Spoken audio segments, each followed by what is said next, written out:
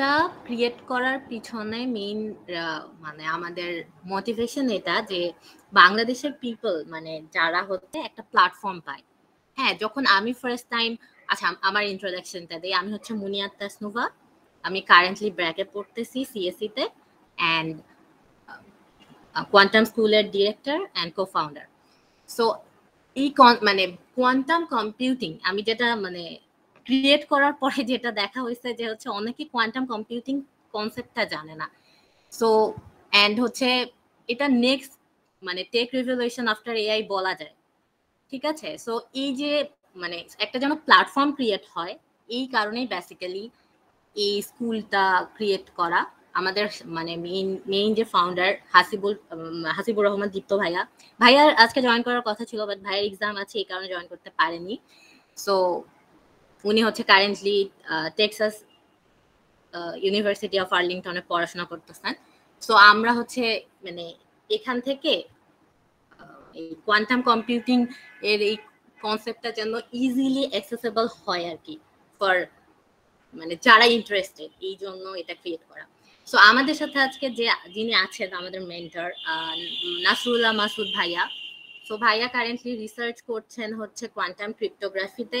So ভাইয়া আজকে introduction basically দিবেন যে what is quantum computing, why we should learn it, and আমরা তাহলে শুরু করে দেই। আর ইন্ট্রোডাকশনের তেমন কিছু নাই, সো স্টার্ট করা যায়। ভাইয়া আপনি তো আছেন, শোনা যাচ্ছে? আচ্ছা স্টার্ট করুন। হ্যাঁ আমি আছি। ওকে ভাইয়া, ঠিক আছে। আচ্ছা, বাকি সবাই শুনতে পাচ্ছেন কি আমাকে?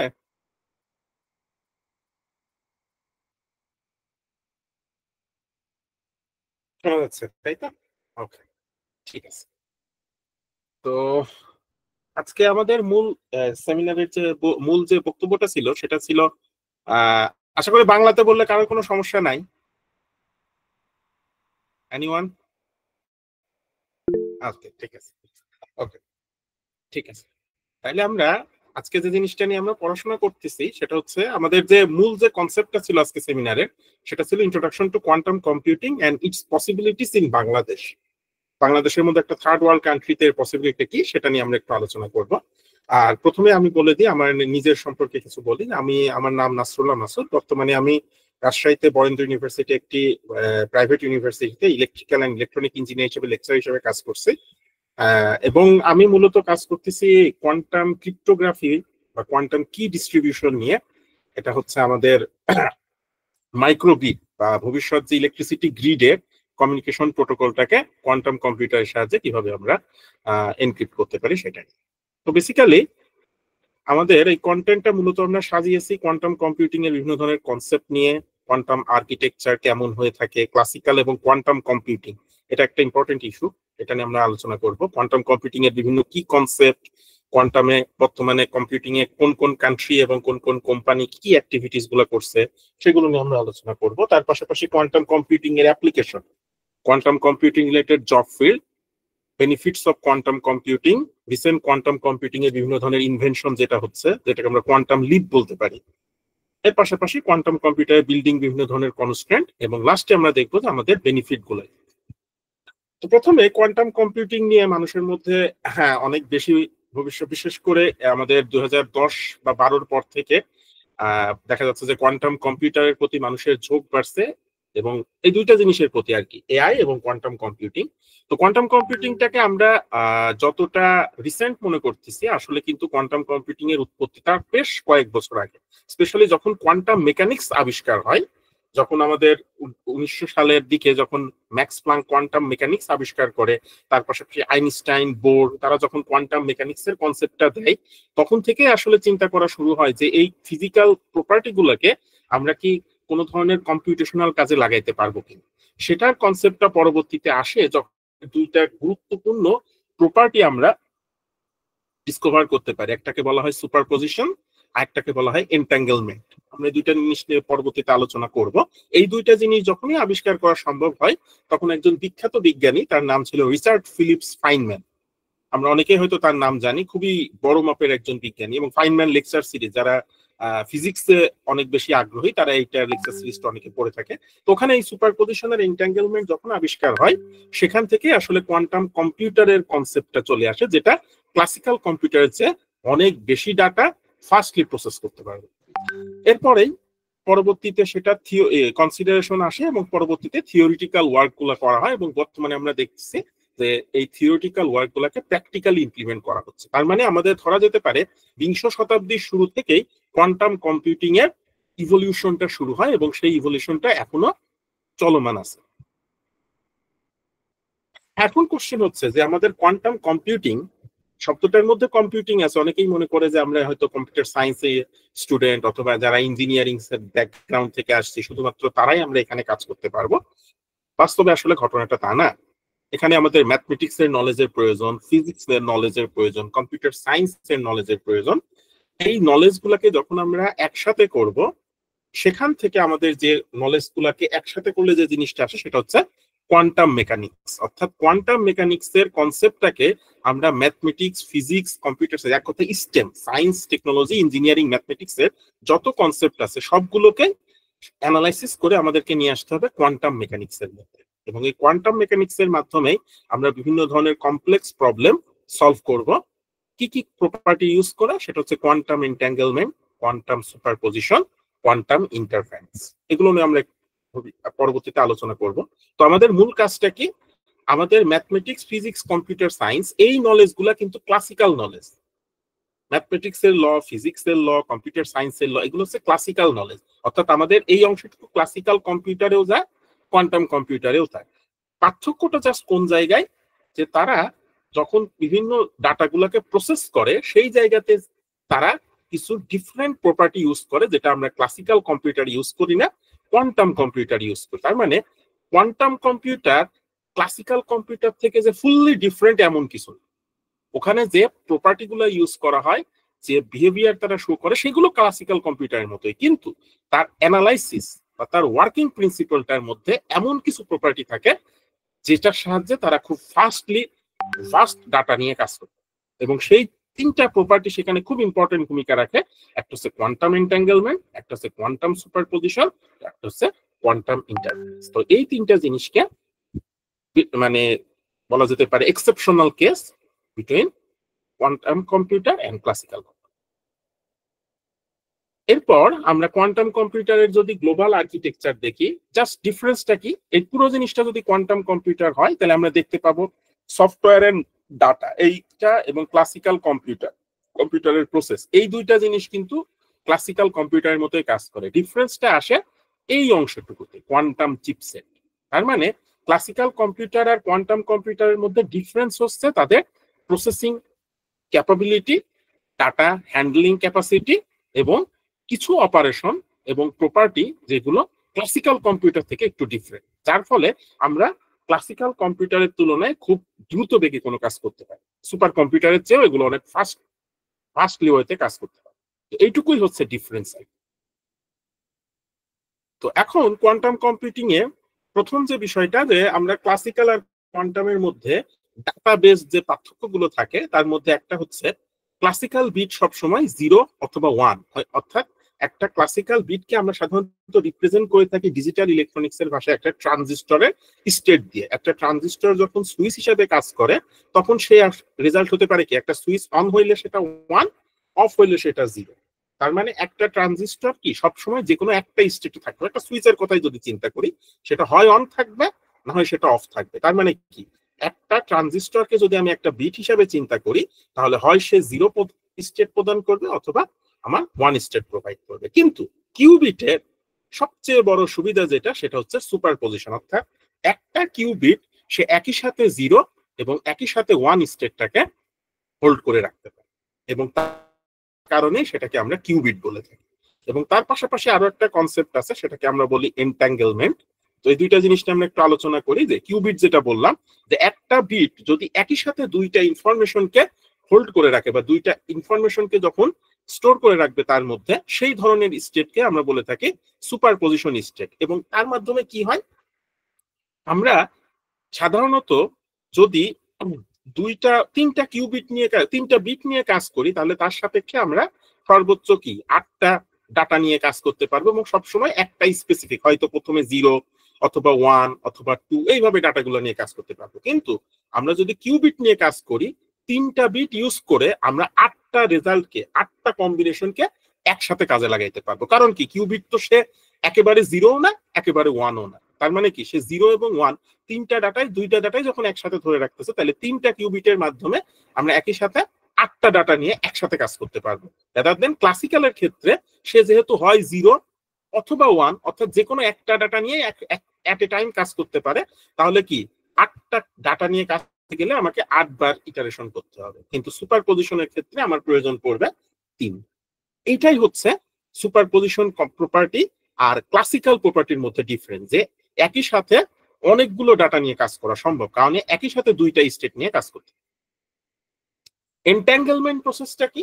এন্ট্যাঙ্গেলমেন্ট প্রসেসটা বলতে আমরা বোঝাই যে একটা কিউবিট যদি আরেকটা কিউবিটের সাথে কোরিলেটেড, অর্থাৎ কোনোভাবে দুইটা কিউবিটের ওয়েভ ফাংশন যদি একই হয় বা দুইটা কিউবিটের ওয়েভ ইকুয়েশন যদি একে অপরের সাথে কোরিলেটেড হয়, তাহলে একটা কিউবিটের স্টেট যদি আমার জানা থাকে, আরেকটা কিউবিটের স্টেট আমি অটোমেটিক্যালি জেনে যাব। তার মানে এখানে যদি একটা কিউবিটের ভ্যালু 0 হয়, অটোমেটিক্যালি আরেকটা কিউবিটের ভ্যালু 1 হবে, একটার যদি 1 হয় আরেকটার ভ্যালু 0 হবে। অর্থাৎ দুইটা কিউবিট যখন একে অপরের সাথে লিঙ্ক থাকে, এই জিনিসটা কিন্তু আমরা জেনারেল ক্লাসিক্যাল কম্পিউটার আমরা এটা কখনো দেখতে পাইনি, যে দুইটা বিটের মাঝে কোনো ধরনের রিলেশন বা র্যান্ডমনেসটাই কিন্তু বেশি থাকে। সাধারণত এই ধরনের রিলেশনের দুইটা কিউবিট মানে বিট সাধারণত এভাবে তৈরি করা হয় না ডিজিটাল বা ক্লাসিক্যাল যে সমস্ত কম্পিউটার গুলো আছে। কিন্তু কোয়ান্টামের ক্ষেত্রে একটার সাথে আরেকটা কিউবিটের লিঙ্কড, দুইটা লিঙ্ক কিউবিট তৈরি করা সম্ভব, যার কারণে আমাদের অ্যানালাইসিস যদি 16টা ডাটা থাকে বা 16টা ক্যালকুলেশন প্রয়োজন হয়, হয়তো আমরা 8টা ক্যালকুলেশন করলেই বাকি 8টা ক্যালকুলেশন কি হবে সেটা আমরা প্রেডিক্ট করতে পারবো। সেক্ষেত্রে আমার প্রয়োজন পড়বে না বাকি 8টা ক্যালকুলেট করার, কারণ কিউবিটের ভ্যালুগুলো একটা যদি 0 হয় আরেকটা আমরা 1 ধরে নিয়ে কাজ করতে পারবো, তা আমাদের ক্যালকুলেশন গুলো করে ফেলতে পারবো। তো এই দুইটা কনসেপ্ট খুবই ইম্পর্টেন্ট, যে দুইটাই কনসেপ্ট আমরা ক্লাসিক্যাল কম্পিউটার ইউজ করতে পারি না। এই দুইটা প্রপার্টি ইউজ করার কারণেই আমাদের ডাটা অ্যানালাইসিস বা প্রসেসিং পাওয়ারটা ক্লাসিক্যাল সুপার কম্পিউটারের থেকে কোয়ান্টাম কম্পিউটারে বেশি হয়ে থাকে। এর পাশাপাশি বিভিন্ন ধরনের যে কনসেপ্ট যেগুলো আমি বললাম সুপারপজিশনে, যে একই সাথে একটা কিউবিট 0 অথবা 1 যে কোনো দুইটা স্টেটকে একই সাথে সে হোল্ড করার ক্ষমতা রাখে। এন্ট্যাঙ্গেলমেন্টের ক্ষেত্রে বললাম লিঙ্কড কিউবিট, এরা যত ডিস্টেন্সে থাকুক না কেন, মহাকাশের দুই প্রান্তে থাকলেও তুমি যদি একটা কিউবিটের ভ্যালুটা কোনোভাবে তুমি বের করতে পারো বা মেজার করতে পারো, আরেকটা কিউবিটের ডাটা কত হবে সেটা তুমি অটোমেটিক্যালি জানতে পারো, যদি তাদের মধ্যে ওয়েভ ফাংশন যদি একে অপরের সাথে কোরিলেটেড। এরপরে আরেকটা জিনিস আছে ইন্টারফারেন্স। ইন্টারফারেন্স হচ্ছে আমাদের কোনো ধরনের সলিউশন, অর্থাৎ আমি যখন কিউবিটটাকে মেজার করব সেটা 0 হবে নাকি 1 হবে, এটা যদি আমরা আগে থেকেই ডিজায়ার্ড কন্ডিশনটাকে ধরে নিই, সেটাকে আমরা ডাটাটাকে অ্যাম্পলিফাই করতে পারি, সেটা 0 অথবা 1 কোন দিকে যাচ্ছে তার উপর বেস করে আমরা দেখব। তো এই তিনটা কনসেপ্টের উপর বেস করে দুইটা খুবই বিখ্যাত অ্যালগোরিদম ইউজ করা হয়, একটা হচ্ছে শর্টস অ্যালগোরিদম, একটা হচ্ছে গ্রোভার্স অ্যালগোরিদম। এই দুইটা অ্যালগোরিদম বর্তমানে বেশি ইউজ করা হয়ে থাকে। আমরা এর মধ্যে শর্টস কি কাজটা করছে তার কিছুটা গ্ল্যান্স আমরা দেখবো আর কি। আচ্ছা, তো কোয়ান্টামের ক্ষেত্রে যে তিনটা ইম্পর্টেন্ট কনসেপ্টের বললাম, একটা হচ্ছে বিট, একটা ধরলাম যদি এই রেডটাকে আমি 0 ধরি আর এই ব্লুটাকে যদি 1 ধরি, তাহলে হয় বিট সে 0 প্রকাশ করবে অথবা সে 1 প্রকাশ করবে। কিন্তু কিউবিটটা কি দেখা যাচ্ছে, কিউবিটটা রেড এবং ব্লুর কিন্তু একটা মিক্সচার, অর্থাৎ কিউবিটের মধ্যে 0 এবং 1 দুইটা স্টেটই বিদ্যমান থাকে। তো এই কারণে একটা কিউবিট আসলে এই দুইটা বিটের সংমিশ্রণে তৈরি করা, এরকম বলা যেতে পারে, এবং পুরো জিনিসটাই একটা স্ট্যাটিস্টিক্যাল প্রবাবিলিটির উপর নির্ভর করে।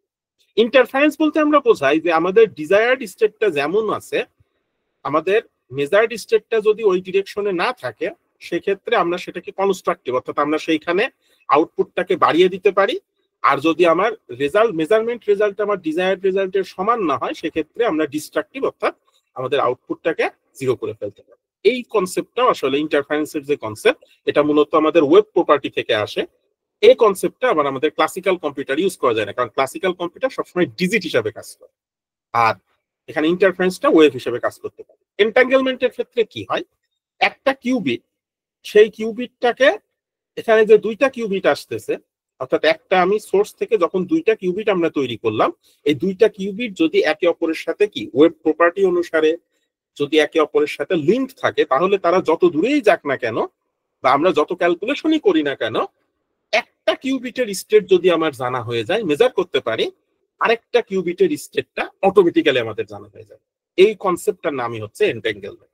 এর মধ্যে এই যে সুপারপজিশন আর এনট্যাঙ্গেলমেন্ট, এই দুইটার দিকে মূলত কোয়ান্টাম রিসার্চার যারা আছে বেশি ফোকাস করতেছে আমাদের কোয়ান্টাম কম্পিউটারে প্রসেসিং পাওয়ারটাকে বা ডাটা অ্যানালিটিক্যাল ক্যাপাবিলিটিটাকে বাড়ানোর জন্য।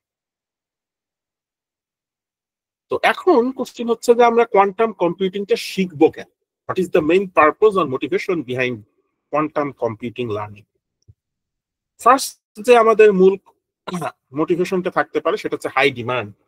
2030 সালের দিকেই অলমোস্ট আমাদের জব গ্রোথ যেটা 5000% বেশি হয়ে যাবে। তার মূল কারণটা হচ্ছে the rising of artificial intelligence or machine learning. আমরা জানি এআই নিয়ে যখনই আমরা কাজ করতে যাব, আমাকে লার্জ ডাটা নিয়ে কাজ করতে হবে।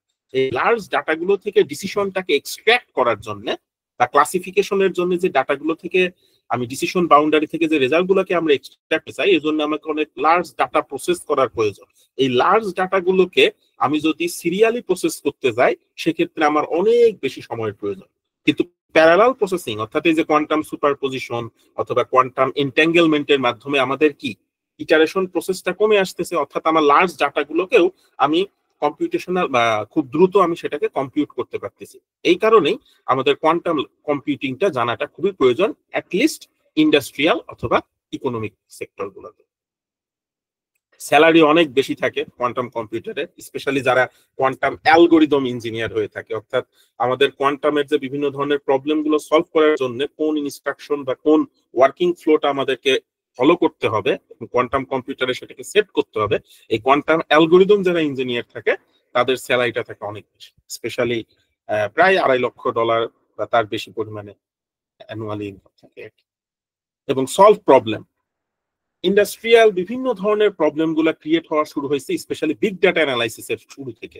যখনই আমরা এখন বর্তমান যুগে আমরা দেখতে পাচ্ছি যে ইলেকট্রিক্যাল এবং কম্পিউটারের মধ্যে একটা কিন্তু ইন্টিগ্রেশন হচ্ছে, স্পেশালি ইলেকট্রিক্যাল ইঞ্জিনিয়াররা আইওটি ডিভাইস গুলো আবিষ্কারের কারণে বিভিন্ন ধরনের সেন্সর থেকে আমরা প্রচুর পরিমাণে ডাটা এখন আমরা পাচ্ছি, যেটা পূর্বে কিন্তু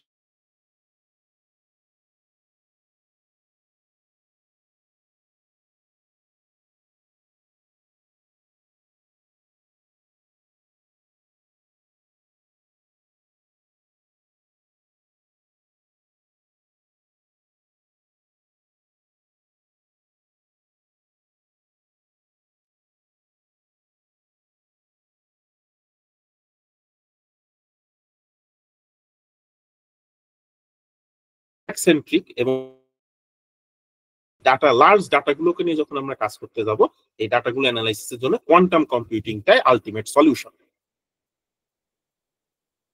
এর পাশাপাশি কোয়ান্টাম কম্পিউটারের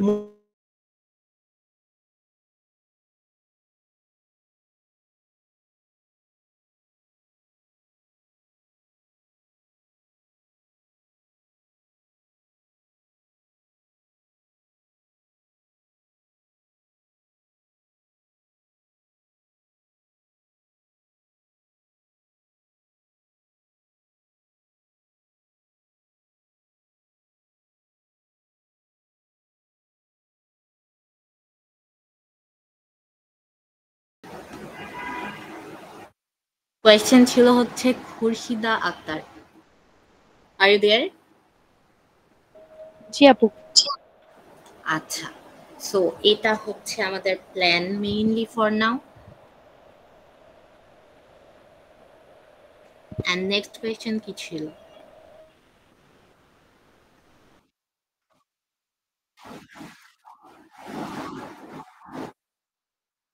সরি, আমি শুনতে পারিনি ঠিকভাবে।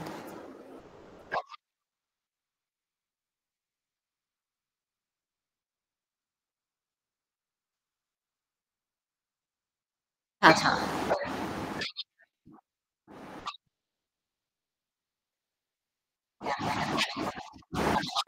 ভাইয়া যদি ন্যাশনাল ইউনিভার্সিটিতেও অ্যাডমিট না থাকে,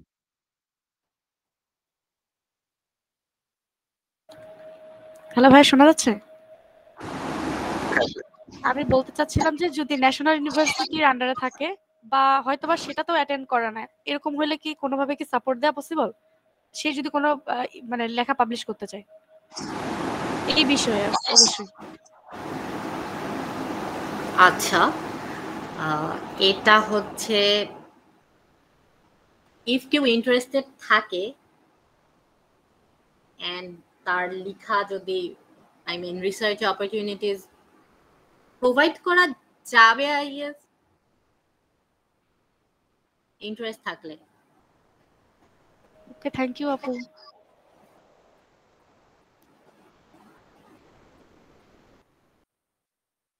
আচ্ছা, আর কোয়েশ্চেন ছিল? আচ্ছা, আমি লাস্ট পার্টের কোয়েশ্চেন গুলো এখন শেষ করে ফেলি, তাহলে স্কুলের ব্যাপারে কোয়েশ্চেন যদি কারো আর এক্সট্রা কোনো কিছু থাকে এই রিলেটেড কোয়েশ্চেন নিই।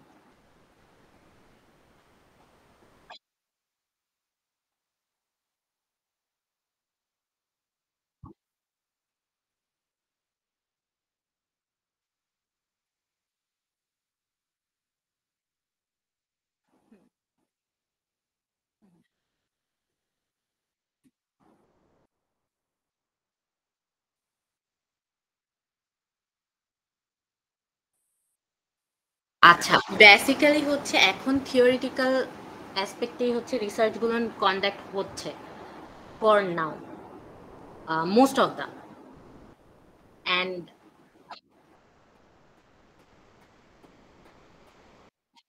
আচ্ছা, হ্যাঁ, এটা বলছিলাম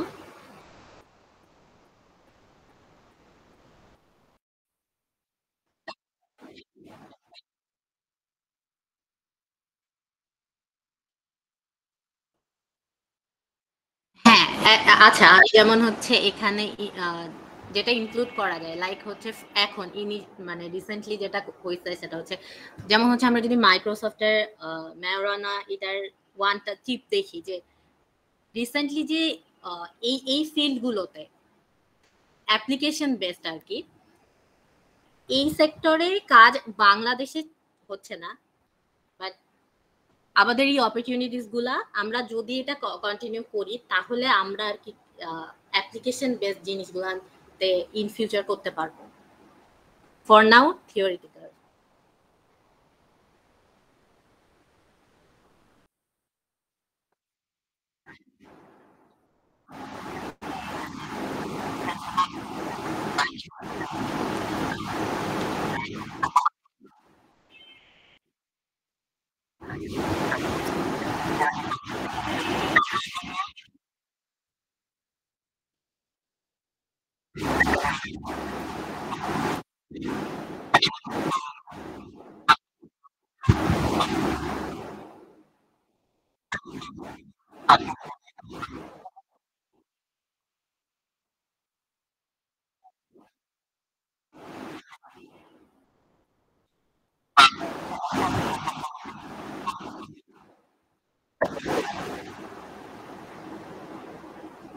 আচ্ছা,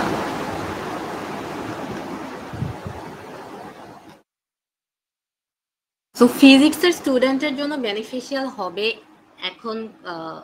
পয়েন্টটা যদি এভাবে দেখি যে বায়োটেক ফিল্ড থেকে স্টার্ট করে কেমিস্ট্রি ফিল্ড, মানে মেইনলি যে কাজটা আমরা মানে কোয়ান্টাম কম্পিউটিং এর যে কাজটা এখন হচ্ছে সবচেয়ে বেশি অপরচুনিটিস আসলে আছে হচ্ছে যারা ম্যাথমেটিক্যাল ফিল্ডে বা ফিজিক্সের অর হচ্ছে কেমিস্ট্রি অর বায়োটেক, এদের কাজটা বেশি কেন, বা ফিজিক্সের ফিল্ড থেকে মানে অপরচুনিটিস বেশি কেন, কজ হচ্ছে যেহেতু এটা হচ্ছে এখনো মানে ওই যেটা বললাম অ্যাপ্লিকেশন বেসড নাই, কিউবিটস হচ্ছে মানে এক্সাক্ট অ্যামাউন্ট যেটা লাগতেছে সেটা হচ্ছে এখনো ইনভেন্ট হয় নাই, বা আমরা কোনো রিয়েল কম্পিউটার কোয়ান্টাম কম্পিউটার হচ্ছে আমরা এখনো দেখতেছি না, মানে যে ইন ওয়ার্ক আছে। তো ফিল্ড যে মানে যারা হচ্ছে এই সেক্টরে মানে আগায় থাকবে বা যারা হচ্ছে অপরচুনিটিস পাবে তারা হচ্ছে যে এই ফিল্ড গুলো থেকে যারা আসতেছেন, যেমন হচ্ছে ফিজিক্স, ম্যাথস, কজ হচ্ছে লিনিয়ার অ্যালজেব্রার একটা অনেক হিউজ পার্ট লাগতেছে আমাদের। এন্ড এই যে আমরা হচ্ছে যে কোয়ান্টাম একটা কম্পিউটার মানে ক্রিয়েট করার যে মেকানিজম গুলা, সো এগুলোর জন্য মোস্টলি আমার ফিজিক্স লাগতেছে, সো এই জন্য হচ্ছে এরা হচ্ছে অপরচুনিটিস গুলো অনেক বেশি পাবে, রিসার্চে জয়েন করতে, অ্যাজ আ রিসার্চার জয়েন করতে পারবে, অ্যান্ড হচ্ছে লাইক এই যে আইবিএম বা হচ্ছে এই যে কোম্পানিজ গুলো আছে, তো এদের সাথে কাজ করার সুযোগটা, মানে আমরা হচ্ছে ফার্স্ট জেনারেশন হিসেবে নিজেদেরকে কাউন্ট করতে পারি যে আমরা হচ্ছে এই অপরচুনিটিস গুলো, আমরা যদি এখন এই ফিল্ডে থাকি কোয়ান্টাম কম্পিউটিং এর, সো আমরা হচ্ছে মানে বেনিফিটটা অনেক বেশি পাবো আর কি, because as it is a new, completely new, এই জন্য। আচ্ছা, আই হোপ বুঝাইতে পারছি।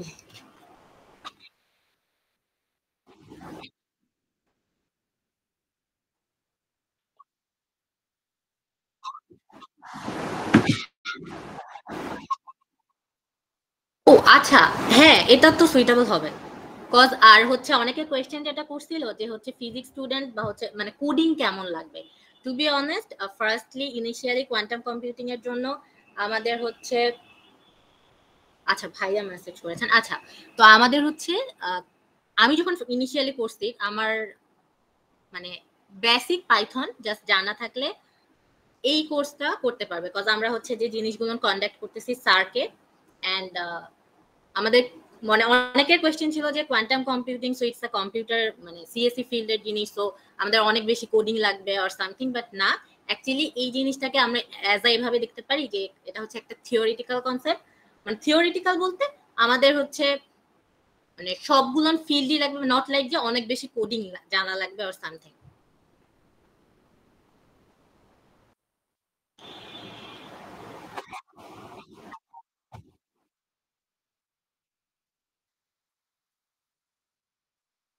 ভাইয়া জয়েন করছেন মেবি। আমার একটা কোশ্চেন ছিল। হ্যাঁ হ্যাঁ করতে পারেন। আচ্ছা, আমার একটু কনফিউশন ছিল মূলত যে হচ্ছে যে আমরা যে যারা হচ্ছে বুট ক্যাম্পটাতে পার্টিসিপেট করব, তারা হচ্ছে মূলত এখানে কি জিনিসটা দিয়ে শিখবো? আমরা কি এখানে মূলত হচ্ছে কোয়ান্টাম কোডিং শিখবো? কম্পিউটিং এর ক্ষেত্রে তো আমাদের কোডিংটা জানা লাগবে, তাই না? তো হচ্ছে ধরুন আমার সাপোজ আমাদের কাছে অলরেডি একটা কোয়ান্টাম কম্পিউটার আছে, তো ওটার জন্য এটা আমরা দেখতে যাচ্ছি, হ্যাঁ যে আচ্ছা অ্যাপ্লিকেশন গুলো আছে ওটার কোডিং শিখবো যে মূলত। আমি হয়তো বুঝাইতে পারি না বিষয়টা। আচ্ছা, হ্যালো। হ্যাঁ হ্যাঁ আমি বুঝতে পারছি। আচ্ছা ভাইয়া আছেন, নাসরুল্লাহ ভাইয়া? হ্যাঁ আছি, বলো। আচ্ছা আপনি কি কথা ওর কোশ্চেন আছি আছি, শুনতে শোনা যাচ্ছে পারছেন? আমাকে? হ্যাঁ শোনা যাচ্ছে, এখন শোনা যাচ্ছে। আপনি কি ওর হ্যাঁ হ্যাঁ, কোশ্চেন আমি শুনতে পাচ্ছি আমি। ভাইয়া আপনি অ্যান্সার করতে পারেন। আচ্ছা ঠিক আছে, আচ্ছা ঠিক আছে, আমি তোমার সাথে একটু কথা বলি। কে কেন কোশ্চেন করছিলে? জি শুনতে পাচ্ছ আমি, আমাকে? হ্যাঁ, জি জি শুনতে পাচ্ছি। হুম হুম, শুনতে পাচ্ছ। নাম কি তোমার? জি, রায়হান। রাইহান। কোথাকার পড়াশোনা করতেছো? স্টুডেন্ট কোথাকার? জি, Chittagong university physics department. Physics department, okay. দেখো আমাদের বুট ক্যাম্প যেটা আছে সেই বুট ক্যাম্পটা আসলে 6টা কোর্স আছে, এটা তো জানো নাকি? না, আসলে আমার এই বিষয়ে তেমন আইডিয়া নেই। হ্যালো, আইডিয়া নাই না? জি জি। দেখো, শোনা যায় আমাকে? জি শোনা যাচ্ছে। হ্যালো, আচ্ছা দেখো আমাদের এখানে মূলত 6টা 6জন আমরা কোর্স থাকবে আর কি, ইনস্ট্রাক্টর থাকবে, এবং তার মাধ্যমে আমাদের 6টা কোর্স হবে আর কি আমাদের এই বুট ক্যাম্পে।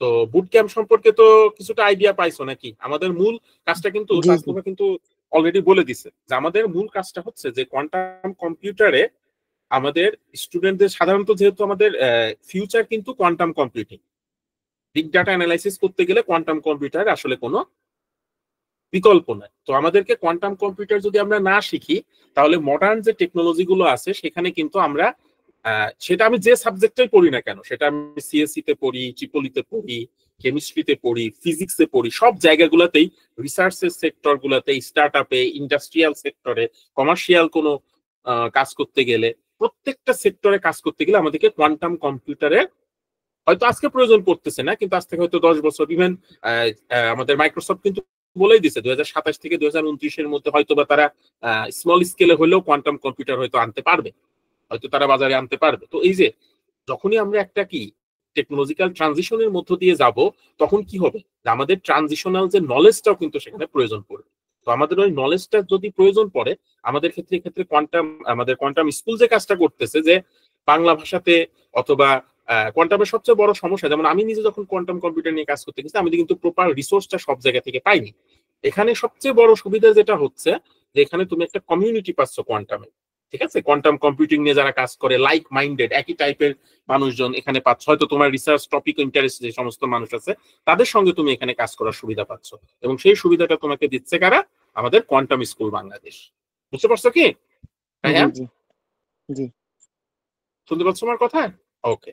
তো এখন তো আমাদের মিশনটা কি আর ভিশনটা কি বুঝতেই পারতেছো, যে আমাদের ফিউচার যে সমস্ত টেকনোলজিস্টরা আসবে, যারা ইঞ্জিনিয়ার আসবে, বা ফিউচারে যারা সায়েন্স নিয়ে কাজ করবে, আর্টস কমার্স, প্রত্যেকটা সেক্টরকেই কিন্তু কোয়ান্টাম কম্পিউটার ইম্প্যাক্ট ফেলবে।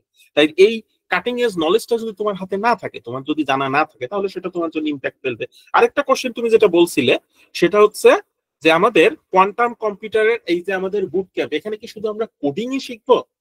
আসলে তোমার কি মনে হয় কোয়ান্টাম কম্পিউটার কি শুধুই কি কোডিং? না না তোমার না কি মনে হয় বলো? তুমি অ্যাজ এ ফিজিসিস্ট তোমার কি মনে হয় কোয়ান্টাম কম্পিউটার কি শুধুই কোডিং? না না না ওইটা না, আমি আমি ওইটা বলতে চাই নাই। আমি আমার কোশ্চেনটা হুম ছিল যে আমরা হচ্ছে মূলত ওই যে হুম হুম কম্পিউটার তো শুধু কোডিং না, এখানে তার অনেক রকম কাজ আছে। তো হচ্ছে আমরা এখানে মূলত শিখবো কোনটা, মানে ইয়েস। কোন পার্টটা শিখবো ওটা বলতে চাচ্ছিলাম আর কি। আমরা আমরা শোনো, আমরা এখানে মূলত যে জিনিসটা শিখবো যে কোয়ান্টাম কম্পিউটারের ডিফারেন্ট টাইপস অফ অ্যাপ্লিকেশন, আর কোয়ান্টাম কম্পিউটারের কোন কোন প্রপার্টি গুলো আমাকে জানতে হবে। যেমন দেখো, প্রথমে যখন আমরা কোয়ান্টাম আচ্ছা ইনফরমেশন আচ্ছা বা বুঝতে কম্পিউটার, পারছি। এটা আমাদের প্রথম কোর্স, এখানে আমরা কি শিখবো যে ক্লাসিক্যাল কোয়ান্টাম কম্পিউটারের মধ্যে ডিফারেন্সটা কি, কেন প্রথমে যে কোনো জিনিস শেখার আগে প্রথম যে কোশ্চেনটা আমাকে করতে শিখতে হবে সেটা হচ্ছে ওয়াই। আমি এটা কেন শিখবো, এর পেছনের মোটিভেশনটা কি? বুঝতে পারছো রায়হান? জি জি বুঝতে পারছি। হ্যালো। তাহলে এই জি যে শুনতে ঘটনাটা, পাচ্ছি। যে ক্লাসিক্যাল কোয়ান্টাম কম্পিউটারের মধ্যে ডিফারেন্সটা কি, এর পেছনে ম্যাথমেটিক্যাল ব্যাকগ্রাউন্ডটা কি, এবং ক্লাসিক্যাল কোয়ান্টামের যে দেখুন ইনফরমেশন থিওরি, কোয়ান্টামে ইনফরমেশন থিওরিটা কিভাবে কাজ করে, কমিউনিকেশন সেক্টরটাই ক্লাসিক্যাল আর কোয়ান্টামের মধ্যে কিভাবে কাজ করে। তাহলে কমিউনিকেশন সেক্টর এটা কিন্তু চলে গেল কোথায়? এটা কিন্তু চলে যাচ্ছে ইলেকট্রিক্যাল ইঞ্জিনিয়ারিং এর প্রয়োজন হতে পারে, টেলিকমিউনিকেশন সেক্টরের প্রয়োজন হতে পারে, কমিউনিকেশন প্রোটোকল সিএসসির ক্ষেত্রে প্রয়োজন হতে পারে, অথবা আমরা কি করতে পারি, যদি ফিজিক্সের ক্ষেত্রে আমাদের এনট্রপির যে কনসেপ্টটা, এটা কিন্তু আসলে ইনফরমেশন যদি কোথাও অনেক বেশি পরিমাণে বিশৃঙ্খলা তৈরি হয়, মানে অনেক বেশি নয়েজি যদি ইনফরমেশন থাকে, সেই জিনিসটাকে আমরা এনট্রপির মাধ্যমে রিপ্রেজেন্ট করি। তো এই জায়গাগুলোতে কোয়ান্টামের যে ইনফরমেশন গুলো, তাহলে এটা কি হচ্ছে যে এখানে কি আমরা কি কোনো কোডিং এর কথা তুলে ধরছি? তাই হ্যাঁ, না না না ইয়েস। ইভেন আমরা যে কিউবিটের কথা বলি, এই কিউবিটটা তৈরি হয় কিভাবে জানা আছে কি তোমার? না। হ্যালো। কিউবিটটা তৈরি হয় হচ্ছে, এখানে কিন্তু ফিজিসিস্টের প্রয়োজন। কিউবিট তৈরি হয় হচ্ছে ফোটনের পোলারাইজেশন। একটা ফোটন সেটা পোলারাইজ করলে সে কি হরিজন্টাল ডিরেকশনে যাবে না ভার্টিক্যাল ডিরেকশনে যাবে, এই দুইটার স্টেটের সুপার পজিশন হচ্ছে একটা কিউবিট। আবার একটা ইলেকট্রন সেটা কি ঘড়ির কাঁটার দিকে স্পিন করবে না ঘড়ির কাঁটার বিপরীত দিকে স্পিন করবে, এই প্রপার্টির মাধ্যমে সেটাকে একটা কিউবিট হিসেবে ইউজ করা যায়। তার মানে তুমি যে কিউবিট জেনারেট করবা, এটা কিন্তু একটা ফিজিক্যাল প্রপার্টিস। এবং পার্থক্যটা এখানেই, এটা একটা মজার বিষয় যে আমরা ক্লাসিক্যাল কম্পিউটারে বিট গুলা কিন্তু চোখে দেখতে পাই না, কিন্তু কোয়ান্টাম কম্পিউটারে কিন্তু বিট গুলাকে চোখে দেখা সম্ভব, যেটাকে আমরা বলি কিউবিট। বুঝতে পারছো না? হ্যাঁ। জি জি এর পাশাপাশি দেখো যে কোয়ান্টাম কম্পিউটারের যে বিভিন্ন ম্যাথমেটিক্যাল থিওরিটিক্যাল ফাংশন যেগুলো আছে, কারণ কোয়ান্টাম কম্পিউটার করতে গেলে কিছু ইনফরমেশন জানতে হয়, স্পেশালি লিনিয়ার অ্যালজেব্রা। তারপর আমরা দেখলাম যে কোয়ান্টাম গেট যেগুলো, অর্থাৎ কোয়ান্টাম বিটের উপরে যখন ম্যানিপুলেশন করতে যাব, কোয়ান্টাম বিট গুলাকে যখন আমরা প্রসেস করতে যাব, সেখানে বিভিন্ন ধরনের ম্যাট্রিক্স এর প্রয়োজন হয় গেট গুলার মাধ্যমে। তো আমাদের লিনিয়ার অ্যালজেব্রার নলেজ লাগবে, ম্যাট্রিক্স অ্যালজেব্রার নলেজ লাগবে, কোয়ান্টাম মেকানিক্স এর নলেজ লাগবে। তো এই নলেজ গুলোর উপর বেস করে একটা কোর্স দেয়া আছে, যেটা তোমাকে কোয়ান্টাম কম্পিউটারের দিকে ধাবিত করবে। এর পাশাপাশি কোয়ান্টাম কম্পিউটিং এর বিভিন্ন প্র্যাকটিস, তোমরা এখানে বিভিন্ন ধরনের কোডের যেটা কথাটা বললে সেই কোডের বিষয়গুলো জানতে পারবা। এই যে এই দুইটা কোর্স হচ্ছে আমাদের বিভিন্ন ধরনের কোড গুলো সম্পর্কে জানান। আর তারপরে যে কোর্সটা আছে সেটা হচ্ছে এই যে এই কনসেপ্টটা কিন্তু একটা থিওরিটিক্যাল কনসেপ্ট, যেটা পরবর্তীতে আমরা প্র্যাকটিক্যালি ইউজ করি। যেটা বলছিলাম যে কোয়ান্টামের এরর, যে কোয়ান্টামের যে কিউবিট গুলাকে যদি আমি প্রপারলি হ্যান্ডেল না করতে পারি, কিউবিটের সুপারপজিশন স্টেট অর্থাৎ 0 আর 1 একই সাথে ধরে রাখার যে স্টেট, সেটাকে যদি আমরা প্রপারলি হ্যান্ডেল করতে না পারি তাহলে কিউবিটের মধ্যে বিভিন্ন ধরনের এরর ঢুকবে। আর এই এরর গুলাকে কিভাবে মিনিমাইজ করা যায় বা কারেকশন টেকনিক গুলা কি, এটার উপরে একটা কোর্স আছে। আর সবার লাস্টে আছে যেটা আমি নিব আর কি, quantum cryptography and secure communication. যে দুইটা কোয়ান্টাম কম্পিউটার অথবা একটা ক্লাসিক্যাল কম্পিউটারের মধ্যে আমাদের কমিউনিকেশন প্রোটোকলটা কেমন ভাবে আমরা সিকিউর করতে পারি, অথবা ওই যে এনক্রিপশন, ডাটা এনক্রিপশন ডিক্রিপশন প্রসেসটাকে কতটা আমরা সিকিউর ওয়েতে হ্যান্ডেল করতে পারি, এই জিনিসগুলো নিয়ে আরেকটা কোর্স। তো এই হচ্ছে আমাদের 6টা কোর্স, এবং এই 6টা কোর্স খুবই কি বলবো যে কাটিং এজ টেকনোলজি অথবা কোয়ান্টাম কম্পিউটারের একেবারে কোর কোর্স গুলোর মধ্যে একটা। আশা করি যদি এই 6টা কোর্স কেউ প্রপারলি করতে পারে, কোয়ান্টাম কম্পিউটারে মানে প্রথম ধাপটা তারা অতিক্রম করতে পারে। এই হচ্ছে ঘটনা। রায়হান, কোশ্চেনের অ্যান্সার পাইছো? বা তোমার আর কোনো কোশ্চেন থাকলে বলতে পারো। না না, বুঝতে পারছি। মূলত আমি ওয়েবসাইটটা ভিজিট করি না, তো সেজন্য হয়তো এগুলো মিস হয়ে গেছে আর কি আমার থেকে। আচ্ছা আচ্ছা আচ্ছা, এটা সবসময় মাথায় রেখো যে কোয়ান্টাম কম্পিউটার যে শুধুমাত্র যে সিএসসি ট্রিপল এমন না, এখানে কোয়ান্টাম কেমিস্ট্রি নিয়ে কাজ আছে, কোয়ান্টাম বায়োলজি নিয়ে কাজ আছে, বা তোমার ফিজিক্সের নতুন ল গুলাকে কিভাবে তুমি মলিকুলার লেভেলে কাজ করাইতে পারো, কিভাবে ন্যানো টেকনোলজিতে সেটাকে ইউজ করা যায়, প্রত্যেকটা জায়গাতে কোয়ান্টাম কম্পিউটার। ঠিক আছে, আর কারো কোনো কোশ্চেন?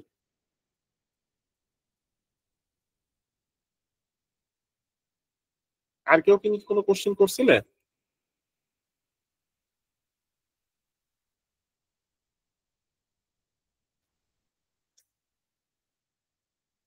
আচ্ছা আচ্ছা আচ্ছা, কতদূর দেখছিলে বলো তো? আমি তো আসলে গ্রামে আসছি, আমি আসলে এখানে নেটওয়ার্কে খুব ইস্যু করতেছে আর কি।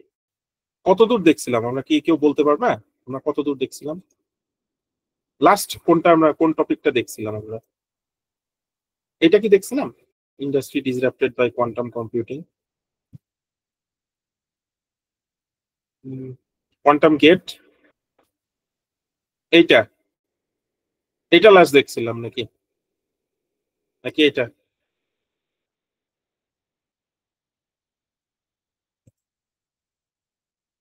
এখান থেকে? আচ্ছা, অবশ্য লাস্টের দিকগুলো দেখাই দিছি। আচ্ছা ঠিক আছে, এই হচ্ছে ঘটনা যে কোয়ান্টাম কম্পিউটিং এ ক্লাসিক্যাল বিট আমরা যেটা বললাম 0 অথবা 1, সেটা হয় একটা ট্রানজিস্টর অন অথবা অফ স্টেট। আর কোয়ান্টাম বিটে সেটা তৈরি হয় কিউবিট। আমরা একটু বললাম যে একটা ইলেকট্রনের স্পিন, সেই ইলেকট্রন যতক্ষণ না আমরা অবজার্ভ করবো তার আগে বলতে পারবো না ইলেকট্রন কোন দিকে ঘুরতেছে। অথবা একটা ফোটন যখন পোলারাইজড অবস্থায় হয়, সে কি আসলে কোন ডিরেকশন বরাবর যাচ্ছে, হরিজন্টাল ডিরেকশন নাকি ভার্টিক্যাল ডিরেকশন, এটা আমরা যতক্ষণ না সেটাকে মেজার করবো বা যতক্ষণ আমি ফোটনটাকে অবজার্ভ করবো তার আগে বলা সম্ভব না। তো এইভাবে কিউবিটটা তৈরি করা হয় আর কি। তো কিউবিটে দুইটা স্পেশাল প্রপার্টি ইউজ করে, একটা হচ্ছে সুপারপজিশন আর একটা হচ্ছে এনট্যাঙ্গেলমেন্ট। আর ক্লাসিক্যাল বিট 0 আর 1 এটা হচ্ছে অ্যাবস্ট্রাক্ট, আমরা কিন্তু এইটাকে দেখতে পাবো না। 0 আর 1 এটা হচ্ছে ডিজিটাল ডাটা, 0 অথবা 1 সামনে আসবে। আর কিউবিট যেটা, এটা হচ্ছে ফিজিক্যাল বিট, অর্থাৎ ইলেকট্রন যেমন চোখে দেখা যায়, তো কিউবিটটাকে আমরা যখন মেজার করতে যাব তখন সেই জিনিসটাকে আমরা প্রপারলি ফিল করতে পারবো যে কিউবিটটা আসলে কি বোঝাচ্ছে। তো এই জিনিসটা এখানে আলোচনা করছিলাম আর কি, যে আমরা যখন একটা ক্লাসিক্যাল কম্পিউটার নিয়ে কথা বলবো, কনভেনশনাল কম্পিউটার যারা বাইনারি সিস্টেম মেনে চলে, সেটাতে 0 অথবা 1 যে কোনো একটা রেজাল্ট শো করে। আর কোয়ান্টাম কম্পিউটার যেটা, সে হচ্ছে কিউবিট, অর্থাৎ সে যখন একটা ডাটা নিয়ে কাজ করবে, একটা বিট, এখানে কিন্তু একটা বিট যে কোনো একটা ভ্যালুকে শো করবে, হয় 0 অথবা 1। তার মানে এখানে একটা বিটের দ্বারা আমি একটা ডাটা পাই। কিন্তু কিউবিটের মাধ্যমে 0 অথবা 1 এই দুইটার মধ্যে যে কোনো এক মানে দুইটা ডাটাই সে একই সাথে হোল্ড করে রাখে, অর্থাৎ একটা বিটে আমি একটা ডাটা পাই, আর একটা কিউবিটে আমি একই সাথে দুইটা ডাটার সহাবস্থান পাই। মানে পসিবিলিটি সেটা 0 হইতে পারে, 1 হইতে পারে, যতক্ষণ না পর্যন্ত সেটাকে আমি মেজার করতেছি। অর্থাৎ এই কনসেপ্টটাই হচ্ছে সেই শ্রোডিঙ্গার ক্যাটের ইকুয়েশন। আমরা শ্রোডিঙ্গার ক্যাট বলছিল কি, যে একটা বিড়াল যদি একটা বাক্সের মধ্যে আমরা রাখি, সেই বাক্স খোলার আগ পর্যন্ত সে জীবিত থাকতে পারে, মৃতও থাকতে পারে। অর্থাৎ বিড়াল একটা, কিন্তু তার সম্ভাবনা দুইটা, যতক্ষণ না পর্যন্ত আমি সেই বাক্সটা খুলতেছি। খুললে সে হয় 0 হবে, অর্থাৎ মৃত হবে, অথবা জীবিত থাকবে। এখানেও সেম প্রসেস, যে একটা বিটের ভ্যালু সেটা 0 হবে না 1 হবে সেটা আমি আগে থেকেই বলতে পারবো না, যতক্ষণ না পর্যন্ত আমরা সেটাকে মেজার করবো। আর মেজার করলেই তার এই কিউবিটের যে স্টেটটা সেটা তখন কোলাপস করবে, যেটাকে আমরা বলি ওয়েভ ফাংশন কোলাপস। ঠিক আছে? তো এই হচ্ছে কনসেপ্ট, এটা হচ্ছে ক্লাসিক্যাল বিটের কনসেপ্ট, এটা হচ্ছে কিউবিটের কনসেপ্ট। কারো কি এখানে কোনো কোশ্চেন আছে? এনিওয়ান?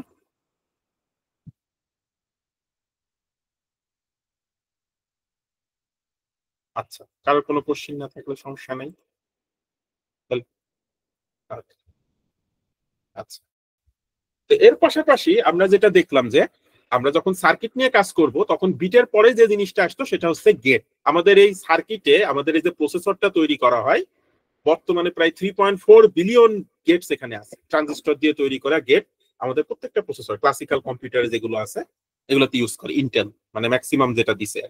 তো আমাদের বিটের পরে আমাদের যে ইনফরমেশন বা ইনস্ট্রাকশন গুলা যে মানে সম্পন্ন করে বা এক্সিকিউট করে তারা হচ্ছে বিভিন্ন ধরনের গেট। তো ক্লাসিক্যাল কম্পিউটারে আমরা যে বিভিন্ন ধরনের গেট ইউজ করছিলাম, and gate, or gate, not gate, এই ধরনের গেট গুলো আমরা ইউজ করছিলাম, কিন্তু কোয়ান্টামের গেট গুলা একটু ডিফারেন্ট। একটা X gate, H gate, C not gate, swap gate, বিভিন্ন ধরনের গেট দ্বারা তাকে প্রকাশ করা হয়।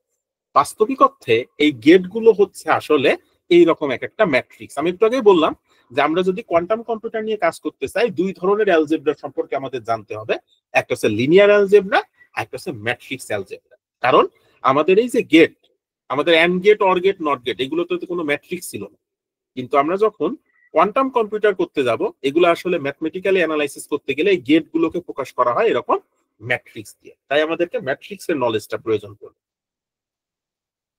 তো দেখো এই যে আমরা যে কোয়ান্টাম কম্পিউটার যেটা করতে চাচ্ছি সিমুলেশন, এই সিমুলেশন জিনিসটা আসলে দেখতে কিন্তু হয় এরকম। এটার নাম হচ্ছে কোয়ান্টাম সার্কিট। এই যে Q0, Q1, Q2 এরা হচ্ছে এক একটা কিউবিট, আর এইগুলো হচ্ছে এক একটা গেট। ওই যে আমাদের অ্যান্ড গেটের ক্ষেত্রে কি হয়, দুইটা বিটের ভ্যালু যখন 1 হবে তখন সেই রেজাল্টটা আসে 1। এখানেও সেই রকম এই এক একটা গেটের দ্বারা এক এক ধরনের কাজ করে। যেমন এই এক্স গেটটা অনেকটা নট গেটের মতো কাজ করে। Q0 এর ভ্যালু যদি 0 হয় এই পাশে তার ভ্যালু হবে 1, Q0 এর ভ্যালু যদি 1 হয় এই পাশের ভ্যালুটা হবে 0। বুঝা গেছে? তো এইরকম বিভিন্ন ধরনের গেটের ইউজ করার মাধ্যমে আমাদের এই বিট গুলার ভ্যালু গুলার উপরে সেটা ম্যানিপুলেট করে বা বিভিন্ন ধরনের অপারেশন সম্পন্ন করে। আর এই যে এই জিনিসগুলো দ্বারা হচ্ছে মেজারমেন্ট। যতক্ষণ না পর্যন্ত তুমি এটা মেজার করবা তার আগ পর্যন্ত তুমি বলতে পারবা না যে এই কিউবিটের ভ্যালু কত আছে। এই হচ্ছে সেই মেজারমেন্ট ব্লক। তাহলে এই তিনটা কনসেপ্ট, এই তিনটা জিনিস নিয়ে কিন্তু প্রত্যেকটা কোয়ান্টাম সার্কিট বা কোয়ান্টাম সিমুলেশন গুলা করা হয়। আলটিমেটলি তুমি যত বড় কোয়ান্টাম কম্পিউটিং এ করো না কেন, আলটিমেটলি এদের মধ্যে থাকে এই তিনটা জিনিস। থাকে হচ্ছে কিউবিট, তারপরে থাকে বিভিন্ন ধরনের অপারেশন গুলো সম্পন্ন করা হচ্ছে বিভিন্ন ধরনের গেট, আর শেষ পর্যন্ত তোমাকে সেই কিউবিটের ভ্যালু গুলাকে মেজার করলেই দেখো এখানে কিন্তু সেই রেজাল্ট গুলো শো করতেছে 0 0। এখানে কিন্তু সে অন্য কোনো স্টেট নেয়নি, কোনো সুপার পজিশন নাই, একেবারে স্পেসিফিক ডিটারমিনিস্টিক ভ্যালু দিয়ে দিচ্ছে যে এই কিউবিটের ভ্যালু 0, এই কিউবিটের ভ্যালু 0। তার মানে কোয়ান্টাম সার্কিট তৈরি হয় তিনটা জিনিস দিয়ে, একটা হচ্ছে কিউবিট, একটা হচ্ছে গেট, আর একটা হচ্ছে মেজারমেন্ট ব্লক। আশা করি বুঝতে পারছো যে সাধারণ কম্পিউটার থেকে এখানে ডিফারেন্সটা। এরপর কোয়ান্টাম কম্পিউটারের আমাদের যে বিভিন্ন ধরনের, আচ্ছা শোনা যাচ্ছে আমাকে নাকি আবার এখনো নেটওয়ার্ক ইস্যু করতেছে? শোনা যায়? আচ্ছা, ওকে, আচ্ছা, থ্যাংক ইউ। কোয়ান্টাম কম্পিউটিং কোন কোন ইন্ডাস্ট্রি গুলার উপরে বড় ধরনের ইম্প্যাক্ট ফেলবে, এটা একটা খুবই মানে কি বলবো যে আমাদের এই শতাব্দী হয়তো সবচেয়ে ইম্পর্টেন্ট কোশ্চেন, যে আমাদের কোন কোন ইন্ডাস্ট্রি গুলাই কোয়ান্টাম কম্পিউটিং এর দ্বারা বেশি পরিমাণে ইম্প্যাক্ট পড়বে। তো বিশেষ করে আমি বলতে পারি যে কোয়ান্টাম কম্পিউটারের ইম্প্যাক্ট পড়বে না এমন কোন সেক্টরই থাকবে। যে সমস্ত জায়গা আমরা দেখছিলাম যে 2022 সালে যখন চ্যাট জিপিটি আসে সেটা কি পরিমাণ ইম্প্যাক্ট ফেলছে আমাদের প্রত্যেকের জীবনে, এমন কেউ আসলে এখন খুঁজে পাওয়া যাবে না যে একবার হলেও এই জিপিটি বা জেনারেটিভ প্রি-ট্রেইনড ট্রান্সফর্মার বা ট্রান্সফর্মার মডেলের জেনারেটিভ এআই ইউজ করি। তো এই যে বিভিন্ন ধরনের যে এআই আসার ফলে আমাদের যেমন লাইফ স্টাইল চেঞ্জ হয়ে গেছে, অনেক বেশি ইম্প্যাক্ট পড়ছে আমাদের কোয়ান্টাম কম্পিউটারের মাধ্যমে বিভিন্ন সেক্টরে সেই ধরনের ইম্প্যাক্ট পড়বে। স্পেশালি ড্রাগ ডিসকভারি, পার্সোনালাইজ প্রত্যেকটা মানুষের জন্য তাদের ডিএনএ, তাদের আরএনএ, তাদের বিভিন্ন ধরনের যে সাইকোলজিক্যাল যে রিডম বা দেখা যাচ্ছে ফিজিওলজিক্যাল যে স্ট্রাকচার, তার উপর বেস করে আমরা প্রত্যেকটা মানুষের জন্য আলাদা আলাদা মেডিসিন তৈরি করতে পারবো যদি আমরা কোয়ান্টাম কম্পিউটিং এ একজন কেমিস্ট্রি বা কেমিক্যাল ইঞ্জিনিয়ার বা ডিএনএ যারা হচ্ছে জিন বিশেষজ্ঞ আছে, জেনেটিক্যাল ইঞ্জিনিয়ার, তারা কিন্তু এখানে খুব বড় ধরনের ইম্প্যাক্ট রাখতে পারবে ধীরে ধীরে। ড্রাগ ডিসকভারি, ফার্মেসির মানুষজন একেবারে কি বলা যায় যে আমরা যখন ড্রাগ আসলে কি বিভিন্ন ধরনের কেমিক্যাল মলিকুল গুলার বিভিন্ন ধরনের স্ট্রাকচার গুলো নিয়ে তারা কাজ করতে, এই স্ট্রাকচার নিয়ে কাজ করতে গেলে সেটা ন্যানো ম্যাটেরিয়াল স্কেলে যাইতে হবে। ন্যানো ম্যাটেরিয়াল স্কেলে কাজ করতে পারে কে? ওই কম্বিনেশন গুলো নিয়ে কাজ করতে কিন্তু ক্লাসিক্যাল কম্পিউটার পারবে না, সেটা একমাত্র একটা কম্পিউটারের পক্ষে সম্ভব, সেটা হচ্ছে কোয়ান্টাম। এর পাশাপাশি ফিনান্সিয়াল যে বিভিন্ন ধরনের মডেল, ফ্রড ডিটেকশন, আমাদের ট্রেডিং প্যাটার্ন এটা কেমন হতে পারে, এটা নিয়ে কিন্তু ফিনান্সের যে সমস্ত ইন্ডাস্ট্রি আছে সেইখানে কোয়ান্টাম কম্পিউটার বড় ভূমিকা রাখে। এর পাশাপাশি ম্যাটেরিয়াল সায়েন্স, যারা হচ্ছে ম্যাটেরিয়ালস নিয়ে কাজ করে থাকে, বিভিন্ন ধরনের নতুন নতুন ম্যাটেরিয়ালস যারা ক্রিয়েট করতেছে, নভেল কম্পাউন্ড যারা আবিষ্কার করতেছে, তাদের জন্য কি এই ন্যানো ম্যাটেরিয়াল সায়েন্সের জন্য কোয়ান্টাম কম্পিউটার একটা বড় আশীর্বাদ। তার পাশাপাশি সাইবার সিকিউরিটি, আমরা ডিফারেন্ট টাইপস অফ কি কমিউনিকেশন প্রোটোকল কম্পিউটারের মধ্যে আমরা দেখি যে বিভিন্ন এখন বর্তমান যুগে কি হ্যাকিং এর প্রবণতাটা অনেক বেশি বেড়ে গেছে। একটা দেশকে এখন ধ্বংস করে দিতে হলে জাস্ট তার ডাটাগুলোকে যদি তুমি হ্যাক করে নাও তাইলেই আনা। তো এই যে সাইবার সিকিউরিটি সেক্টরটাতে কোয়ান্টাম কম্পিউটার অনেক বড় ভূমিকা রেখে থাকে। তার একটা ছোট এখানে একটা উদাহরণ আমরা দিছি যে আমরা আরএসএ এনক্রিপশন, এটা হচ্ছে বলি রিভার্স শামির অ্যাডেলমেন্ট। যদি কেউ সিএসসি তে পড়াশোনা করো বা ক্রিপ্টোগ্রাফি নিয়ে যদি কেউ পড়াশোনা করো তাহলে এই জিনিসটার সম্মুখীন তোমরা অবশ্যই হবে, কারণ এইটাই হচ্ছে সেই প্রসেস যার মাধ্যমে আমরা কি ইন্টারনেটে আমাদের ব্রাউজার থেকে কি সার্ভার থেকে ডাটা আমাদের ব্রাউজারে আসে। তার একটা খুব বড় কনসেপ্ট হচ্ছে এটা। তো এই কনসেপ্টটার অনুসারে আমরা ডাটাগুলোকে এনক্রিপ্ট করি অনলাইনে। তো অনলাইনে যখন আমরা ডাটা এনক্রিপ্ট করি, জেনারেলি যে কাজটা করে সেটা হচ্ছে দুইটা প্রাইম নাম্বার, মনে করলাম পি একটা প্রাইম নাম্বার, কিউ একটা প্রাইম নাম্বার, এই দুইটা প্রাইম নাম্বারের গুণফল করলে কি হবে বলতে পারবা? দুইটা প্রাইম নাম্বার গুণ করলে কি সেটা কি আরেকটা প্রাইম নাম্বার হবে না? জেনারেলি দুইটা মৌলিক সংখ্যা গুণ করলে আরেকটা মৌলিক সংখ্যা হয়, কিন্তু যেটা ধরা হয় যে এই প্রাইম নাম্বারের ভ্যালুটা হয় অনেক বড়, হয়তো 100 ডিজিটেরও বেশি, আবার এই প্রাইম নাম্বারটার ডিজিটটাও হয় 100 ডিজিটের বেশি। তো এই জেনারেলি যেটা হয় যে এই দুইটা প্রাইম নাম্বারকে গুণ করলে আমরা আরেকটা কি পাচ্ছি প্রাইম নাম্বার। এই প্রাইম নাম্বারটা সাধারণত কি হিসাবে ইউজ করা হয়, মানে আরেকজন যদি সেই ডাটাটাকে পড়তে চায় এই কিটা তার কাছে দেয়া থাকে, এটাকে বলা হচ্ছে পাবলিক কি। এই যে দেখো এখানে আছে এন হচ্ছে একটা পাবলিক কি, আর এই যে ডিটা হচ্ছে এই দুইটার ভ্যালু পি আর কিউ, অর্থাৎ আমাদের এই ভ্যালুটা দেয়া থাকে, এই ভ্যালুটা আমাদের হচ্ছে যারা হচ্ছে আমাকে ইনফরমেশন প্রোভাইড করবে তারা এই ভ্যালুটা জানে, কিন্তু এই যে দুইটা ভ্যালু হচ্ছে ওয়েবসাইট জানে। দেখা যাচ্ছে 100 কিউবিটের দুইটা প্রাইম নাম্বার, এখন 100 কিউবিটের দুইটা প্রাইম নাম্বারকে খুঁজে বের করা ক্লাসিক্যাল একটা কম্পিউটারের পক্ষে বের করাটা খুবই কঠিন। যার কারণে আমাদের বর্তমান যে এই যে আরএসএ এনক্রিপশন যে প্রসেস সেটা ক্লাসিক্যাল কম্পিউটারে ঠিক আছে, সে চলতে পারবে যে 100 বিটের একটা প্রাইম নাম্বারকে খুঁজে বের করা জেনারেলি যেহেতু একটা কম্পিউটারের জন্য বেশ কঠিন, তাহলে ওই কারণে আমাদের এই এনক্রিপশন প্রসেসটা এখনো চলমান আছে। কিন্তু ভবিষ্যতে যখন কোয়ান্টাম কম্পিউটার আসবে এই কনসেপ্টটা, এর আগে মনে হয় আমি বলছিলাম একটা অ্যালগোরিদমের নাম,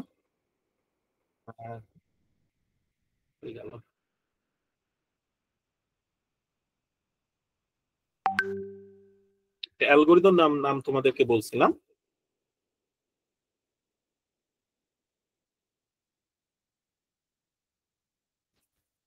এই যে সোর্স, পিটার শোর, না এই যে এইটা সোর্স 1994 এমআইটির একজন প্রফেসর, তার একটা অ্যালগোরিদম আছে পিটার সোর্স অ্যালগোরিদম, হ্যাঁ সোর্স অ্যালগোরিদম বলে। এই অ্যালগোরিদমের সাহায্যে আমরা খুব সহজেই এই প্রাইম নাম্বার গুলোকে খুঁজে বের করতে পারি। আর এই কারণেই এই আরএসএ এনক্রিপশন যে প্রসেস, এই প্রসেসটা আর প্রপারলি কাজ করবে না যখন আমাদের কোয়ান্টাম কম্পিউটার আসবে। তার ফলে কি আমাদের সাইবার সিকিউরিটি অনেক বেশি পরিমাণে ভালনারেবল হয়ে যাবে। এই কারণেই বর্তমান সময়ে এই কোয়ান্টাম ক্রিপ্টোগ্রাফির যে কনসেপ্টটা এটা কিন্তু আসতেছে, এবং এটা ভবিষ্যতে যত বেশি হবে, আমাদের যেহেতু ডাটা অনেক বেশি কি ট্রান্সফার হয়, যেমন আমি যেটা করছি সেটা মাইক্রো গ্রিডে কিন্তু অলমোস্ট 2 মিলিয়ন ডাটা প্রায় কয়েক সেকেন্ড পর পরেই তোমাকে যে স্যাম্পল টাইম পর পরে তোমাকে সাপ্লাই করতে হয়। তো এই যে 2 মিলিয়ন ডাটার মধ্যে দেখা যাচ্ছে যে 1 মিলিয়ন দেখা যাচ্ছে যে আমি যদি 10% ডাটাও করাপ্টেড করে ফেলতে পারি বা হ্যাকার যদি হ্যাক করে নেয়, আমার কিন্তু পুরো গ্রিডটা অফ হয়ে যাবে। গ্রিড অফ হওয়া মানে ইন্টারনেট প্রসেসটাও ব্যাহত হবে। তো এই কারণেই এই পুরো আরএসএ এনক্রিপশন প্রসেস থেকে ধীরে ধীরে আমাদেরকে বের হয়ে আসতে হচ্ছে কোয়ান্টাম ক্রিপ্টোগ্রাফি।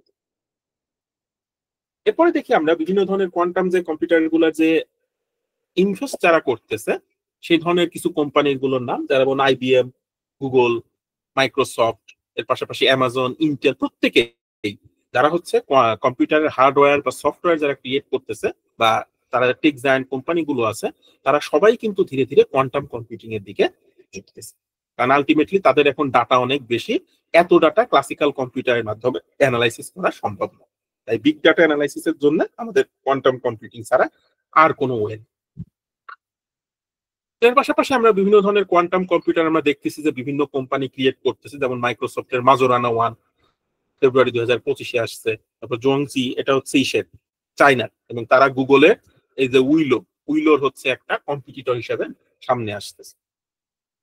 এর পাশাপাশি অ্যামাজন ওসেলট, এটা ফেব্রুয়ারি 2025 সালে আসছে, তারা তৈরি করছে। IBM এর যেটা হেরন, এটা 2023 সালের দিকে মনে হয়, ডিসেম্বর 2023-এর দিকে আসছিল আর কি। তো এই যে বিভিন্ন কোম্পানি কিন্তু তারা কিন্তু অলরেডি কোয়ান্টামের কম্পিউটিং এর বিভিন্ন ধরনের হার্ডওয়্যার কিন্তু তারা ক্রিয়েট করতেছে।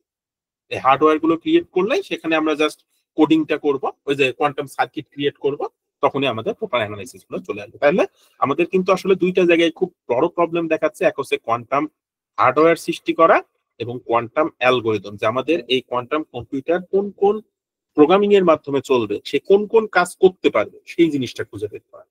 এই দুইটা জিনিসই আসলে বেশি এখন প্রত্যেকটা টেক জায়ান্ট কোম্পানি থেকে শুরু করে বিভিন্ন স্টার্ট আপ কোম্পানি, তারা প্রত্যেকেই এই জিনিসগুলোর দিকে বেশি ফোকাস করতেছে। তখন কান্ট্রি বেসড কোয়ান্টাম, যারা এই কোয়ান্টামের এই রেসে যারা যারা আছে, তাদের মধ্যে লিড করতেছে বর্তমানে ইউনাইটেড স্টেটস। অলমোস্ট বলা যায় যে 60% উপরে কোয়ান্টাম কম্পিউটার এখনো তারাই হোল্ড করে রাখছে, মানে যেগুলো হাইলি এফিসিয়েন্ট। চায়নাও দিন দিন আসলে কোয়ান্টাম কম্পিউটারের দিকে যাচ্ছে, যেটাকে আমরা কোয়ান্টাম সুপ্রিমেসি বলি আর কি, যে ক্লাসিক্যাল কম্পিউটারের তুলনায় যারা অনেক বেশি পরিমাণে কোয়ান্টাম কম্পিউটার দিয়ে কাজ করতে পারে, সেটা চায়নাও এখন সেই রেসে অনেকটাই আগায় গেছে আর কি। আর ইউরোপের বিভিন্ন ধরনের কোম্পানি, মানে ইন্ডাস্ট্রিজ কান্ট্রি গুলো আছে, যেমন আমাদের বেলজিয়াম আছে, ইউকেও আস্তে আস্তে সেদিকে আসতেছে। তো এই জিনিস তারা কিন্তু ধীরে ধীরে ইলিট করতেছে কোয়ান্টামের ক্ষেত্রে। তো এই এই সমস্ত এই কান্ট্রি গুলোতে যদি আমরা হায়ার স্টাডিতে যেতে চাই, তাদের জন্য কোয়ান্টাম কম্পিউটিং একটা অনেক বড় পটেনশিয়াল বলা যেতে পারে, খুবই পটেনশিয়াল একটা ফিল্ড, সেটা যে সেক্টরে থাকুক না কেন। মানুষ গ্লোবাল ইনভেস্টমেন্টও কোয়ান্টাম কম্পিউটিং এ ধীরে ধীরে বাড়তেছে। স্পেশালি দেখা যাবে যে 2040-এর দিকে ধরা হচ্ছে যে $104 বিলিয়ন মার্কেট ক্রিয়েট করবে কোয়ান্টাম কম্পিউটার, এবং ফান্ডিংও ধীরে ধীরে বাড়ছে। 2021 সালে যেখানে ফান্ডিং ছিল 1 বিলিয়ন একটু বেশি, 2023 সালে সেই ইনভেস্টমেন্ট 30% ইনক্রিজ করছে জাস্ট 2 বছরের ব্যবধান। স্পেশালি আমার নিজের থেকে পার্সোনাল যে অপিনিয়ন, আমার যেটা মনে হয় যে 2022 সালে যখন চ্যাট জিপিটি আসছে, তখন থেকেই আমার মনে হচ্ছে যে কোয়ান্টাম কম্পিউটারে মানুষের ইন্টারেস্টটা আরো বেশি বাড়তেছে। এবং তারাই কিন্তু ধীরে ধীরে স্যাম অল্টম্যান, যে চ্যাট ওপেন এআই এর যিনি মালিক, তিনিও কিন্তু কোয়ান্টাম কম্পিউটার নিয়ে বেশ পজিটিভ, সেও হয়তো আর কিছুদিন পরে ওই দিকেই যাবে আর কি। তো কোয়ান্টাম কম্পিউটারের বিভিন্ন অ্যাপ্লিকেশন রয়েছে, এখানে আমরা বিভিন্ন সেক্টরে কিন্তু কোয়ান্টাম কম্পিউটার নিয়ে কাজ করা যায়, যেমন কোয়ান্টাম অ্যানিলিং, কোয়ান্টাম ক্রিপ্টোগ্রাফি, এটা হচ্ছে যারা যে ব্লকচেইন টেকনোলজি, ক্রিপ্টোগ্রাফি নিয়ে যে কাজ করে, হ্যাকিং নিয়ে কাজ করে, তারাও এটা কাজ করতে পারে। কোয়ান্টাম মেশিন লার্নিং, এআই এর ক্ষেত্রে এটা খুব important factor. Quantum chemistry, chemical বিভিন্ন ধরনের প্রপার্টি, নতুন কোনো ড্রাগ ডিসকভারির ক্ষেত্রে কোয়ান্টাম কম্পিউটার খুবই গুরুত্বপূর্ণ, একেবারে মলিকুলার লেভেলে ডিএনএ এর স্ট্রাকচার, আরএনএ এর স্ট্রাকচার নিয়ে পর্যন্ত সেখানে সিমুলেশন করা যায়। কোয়ান্টাম ফিনান্সিয়াল বিভিন্ন ধরনের সেক্টর, সিনারিও, কারণ ফাইন্যান্সে কিন্তু ট্রানজেকশন থেকে শুরু করে পৃথিবীতে সবচেয়ে বেশি ডাটা কিন্তু প্রডিউস হয় হচ্ছে ফিনান্সিয়াল সেক্টর গুলোতে। তো এই ডাটাগুলোকে নিয়ে অ্যানালাইসিস করা এবং সেই অ্যানালাইসিস করে বিভিন্ন প্যাটার্ন ক্রিয়েট করা, ফিনান্সিয়াল মডেলটা কেমন হবে, ফিনান্সিয়াল প্যাটার্নটা কেমন হবে, ট্রানজেকশনের ওয়েটা কেমন হবে, এই প্রত্যেকটা জিনিসকে প্রপারলি মানে অ্যানালাইসিস করা বা তার সিমুলেশন ক্রিয়েট করাটা কোয়ান্টাম কম্পিউটার একটা বড় ফ্যাক্টর। কোয়ান্টাম ম্যাটেরিয়াল, বিভিন্ন ধরনের ম্যাটেরিয়ালস তৈরি করা, ক্যাটালিস্ট গুলো ডিসকভার করা, এই কাজগুলোতে ম্যাটেরিয়াল সায়েন্সে এটা ইউজ করা হয়। আর কোয়ান্টাম সিমুলেশন, যে জিনিসটা আমরা সাধারণত ক্লাসিক্যাল কম্পিউটারে সিমুলেট করতে পারি না, হতে পারে বিভিন্ন ধরনের মলিকুলার স্ট্রাকচার, প্রোটিনের স্ট্রাকচার। আমরা যদি কেউ বায়োলজিতে থাকে এখানে দেখলে দেখতে পারবো যে বিভিন্ন ধরনের অ্যামাইনো অ্যাসিডের যখন স্ট্রাকচার দেখা যায়, সেটা 2 পেজ 3 পেজেও লেখা যায় না, এত বড় বড় স্ট্রাকচার। এই প্রত্যেকটা স্ট্রাকচারের কম্বিনেশন গুলো খুঁজে বের করা, স্ট্রাকচারে কোনো ধরনের ডিফারেন্স আসলে মানুষ জাতির উপর কি ধরনের ইম্প্যাক্ট করবে, সেলে মানব সেলে কেমন ইম্প্যাক্ট করতে পারে, এটা কিন্তু ক্লাসিক্যাল কম্পিউটার দিয়ে খুঁজে পাওয়া যাবে, এটা কোয়ান্টাম কম্পিউটার দিয়ে করতে হবে। এবং এই সিমুলেশনটা করার মাধ্যমে, কোয়ান্টাম সিমুলেশনের মাধ্যমে আমরা পার্সোনালাইজড মেডিসিন, অর্থাৎ প্রত্যেকটা মানুষের জন্য আলাদা আলাদা মেডিসিন ক্রিয়েট করতে পারবো, যেটা বর্তমানে কিন্তু হয় না। এটা ফার্মেসির একটা বড় ধরনের রিসার্চের জায়গা, যে আমরা কিভাবে পার্সোনালাইজ মেডিসিন করতে পারি।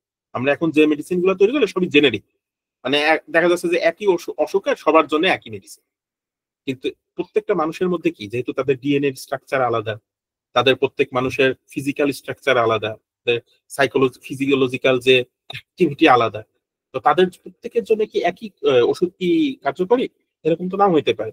তো এই পার্সোনালাইজ মেডিসিনটা তৈরির জন্য আমাদের কোয়ান্টাম সিমুলেশন খুব বড় ধরনের ইম্প্যাক্ট রাখবে। এর পাশাপাশি কোয়ান্টাম রিলেটেড যত জব আছে, এই জবগুলোও কিন্তু আসলে শুধুমাত্র যে এই ইলেকট্রিক্যাল ইঞ্জিনিয়ার, সিএসসি ইঞ্জিনিয়ার অথবা ফিজিসিস্ট তারাই যে করতে পারবে এমন না। এই যে দেখো, ফিনান্স, একজন বিবিএর স্টুডেন্টও কিন্তু কোয়ান্টাম কম্পিউটিং এর এই ইন্ডাস্ট্রি গুলোতে কাজ করতে পারবে। হেলথ কেয়ার, একজন ডাক্তারও কিন্তু কোয়ান্টাম কম্পিউটিং এ কাজ করতে পারবে, একজন ফার্মেসির স্টুডেন্ট কোয়ান্টাম কম্পিউটিং এ কাজ করতে পারবে। এই যে কোয়ান্টাম পলিসি অ্যানালিস্ট, পলিটিক্যাল সায়েন্সের একজন স্টুডেন্টও কিন্তু কোয়ান্টাম কম্পিউটারে কাজ করতে পারে, সেই ইন্ডাস্ট্রিতে সে থাকতে পারবে। কারণ কোয়ান্টাম কম্পিউটারের সাইবার সিকিউরিটির ক্ষেত্রে বা কোয়ান্টাম কম্পিউটারে যখন আমরা এক কম্পিউটার যারা ম্যানুফ্যাকচার করতেছে সেই কোম্পানির সাথে ইন্ডাস্ট্রির মধ্যে যে একটা লিয়াজো প্রয়োজন, বা সেখানে তাদের মধ্যে কি ধরনের পলিসি থাকতে হবে, কারণ কোয়ান্টাম কম্পিউটার তো হাইলি মানে এফিশিয়েন্ট, এর দ্বারা আমি কোন কোন ডাটাগুলো নিয়ে কাজ করতে পারি, কোন কোন অ্যালগোরিদম এখানে আমি প্রপারলি কাজে লাগাইতে পারবো, আমাদের সিস্টেমটা কতটা হোয়াইট হ্যাট ওয়েতে কাজ করতে পারবে যাতে সাইবার সিকিউরিটিতে ডাটাগুলো যাতে ব্রিচ না হয়, কি ধরনের পলিসি আমাকে নিতে হবে, এই জায়গাগুলোতে কিন্তু গভর্নমেন্ট, ইন্ডাস্ট্রি, যারা প্রডিউসার মানে আমাদের কম্পিউটার যারা তৈরি করতেছে তাদের মধ্যে পলিসিটাকে ঠিক করে। এইখানে কিন্তু আবার পলিটিক্যাল সায়েন্সের স্টুডেন্টের প্রয়োজন হতে পারে। রিসার্চের ক্ষেত্রে আমাদের ফিজিসিস্টের প্রয়োজন হতে পারে, অ্যালগোরিদম সিএসসি স্টুডেন্ট প্রয়োজন হতে পারে, ক্রায়োজেনিক ইঞ্জিনিয়ার, এখানে কেমিস্ট্রির স্টুডেন্ট প্রয়োজন হতে পারে, যে আমাদের কোয়ান্টাম কম্পিউটারকে সবসময় তো লো টেম্পারেচার রাখতে, এবং এই টেম্পারেচারটা আমরা কোন কোন ম্যাটেরিয়াল ইউজ করে ক্রিয়েট করতে পারি সেই জায়গাতে আমার প্রয়োজন হতে পারে। কোয়ান্টাম নেটওয়ার্ক, হার্ডওয়্যার, সফটওয়্যার, যেটা সিএসসি ট্রিপলের স্টুডেন্টের প্রয়োজন হয়। তার মানে কোয়ান্টাম কম্পিউটার আসলে একটা ভাস্ট লেভেলের জায়গা, সেখানে বলা যায় যে যে কোনো ফিল্ডের মানুষই কন্ট্রিবিউট করতে পারে। তাই আমরা শুধু মনে করি যে কোয়ান্টাম কম্পিউটিং, হয়তো কম্পিউটিং শব্দ আছে সেখানে তো সিএসসি স্টুডেন্টরাই কন্ট্রিবিউট করতে পারবে, আসলে জিনিসটা এমন না। কারণ কোয়ান্টাম কম্পিউটারের যত অ্যাপ্লিকেশন সেক্টর বাড়বে তত বেশি ব্যাকগ্রাউন্ডের মানুষ সেখানে অ্যাড হইতে থাকে। এইটাই হচ্ছে quantum computer different invention process এখানে রয়েছে, specially IBM, Intel, China, Google, তারা প্রত্যেকেই কোয়ান্টাম কম্পিউটার নিয়ে কাজ করতেছে আর কি, বিভিন্ন কিউবিটের কম্পিউটার নিয়ে কাজ করতেছে। আমি আর এদিকে অতটা কাজ রাখছি না, বিভিন্ন ধরনের নেটে সার্চ দিলে আমরা পেয়ে যাবো আর কি যে কোন কোন কাজ হচ্ছে, আমরা কিছু দেখছিলাম। তো কোয়ান্টাম কম্পিউটারের এখন কোশ্চেন আসতে পারে যে আমি কোয়ান্টাম কম্পিউটার এত কিছু করতেছে, হ্যাঁ এর দিয়ে আমরা এই করতে পারি, ওই করতে পারি, সেই করতে পারি, একেবারে সব অ্যানালাইসিস করতে পারতেছি, কিন্তু সমস্যা হচ্ছে তাহলে কোয়ান্টাম কম্পিউটার প্রকৃতিতে নাই কেন? এর কারণটা কি? কোয়ান্টাম কম্পিউটারের সবচেয়ে বড় কনস্ট্রেন্ট বা বাধা হচ্ছে কিউবিটের স্ট্যাবিলিটি। আমরা যে কিউবিটটা তৈরি করতেছি সেই কিউবিট কিন্তু কোয়ান্টাম স্টেটে থাকে, অর্থাৎ সুপার পজিশনে, সে 0 আর 1 দুইটাকে একসাথে হোল্ড করে রাখে। কিন্তু বাস্তবে এই ধরনের হোল্ড করে রাখার পসিবিলিটি একটা ইলেকট্রন অথবা একটা প্রোটনের পক্ষে ধরে রাখাটা খুবই কঠিন। তো এই যে স্টেবিলিটি বা ডিকোহারেন্স, এই যে কোয়ান্টাম স্টেটটা যে বারবার যে ফল করতেছে, এটার কারণে কিন্তু আমরা এই কিউবিটটা প্রপারলি তৈরি করতে পারি, যার কারণে কোয়ান্টাম কম্পিউটারটা তৈরি করা আমাদের জন্য কঠিন। এরর কারেকশন, এই যে আমাদের কোয়ান্টাম আমাদের যে বিট, কিউবিট যখন সামনে প্রোপাগেট করতে থাকে তখন এটার কোয়ান্টাম স্টেটটা যদি প্রপারলি আমরা ধরে না রাখতে পারি তাহলে সেখানে বিভিন্ন ধরনের এরর ক্রিয়েট হতে পারে, এবং সেই এররটাকে কারেক্ট করার প্রয়োজন। এটা এখনো এটা নিয়ে কাজ চলতেছে, এটা আমাদের একটা কোর্সও আছে, সেখানে আশা করি যিনি ইনস্ট্রাক্টর থাকবে সেটি বুঝাবেন যে কোয়ান্টাম এররটা কিভাবে তৈরি হবে এবং সেটা কিভাবে কারেক্ট করতে হয়। এটা একটা রিসার্চ ফিল্ড। স্কেলেবিলিটি, মনে করো আমরা এই যে আমাদের ক্লাসিক্যাল কম্পিউটার আগে কয় বিটের ছিল চিন্তা করো, আগে কিন্তু 8 বিট ছিল, 16 বিট, 32 বিট, 64 বিট পর্যন্ত আছে। তার মানে স্কেলেবল। ক্লাসিক্যাল কম্পিউটারকে আমরা খুব সহজেই কি একটা বিট স্টেজ থেকে আরেকটা বিট লেভেলে নিয়ে যেতে পারি, কিন্তু কোয়ান্টাম কম্পিউটার এখন পর্যন্ত কিন্তু ফিক্সড।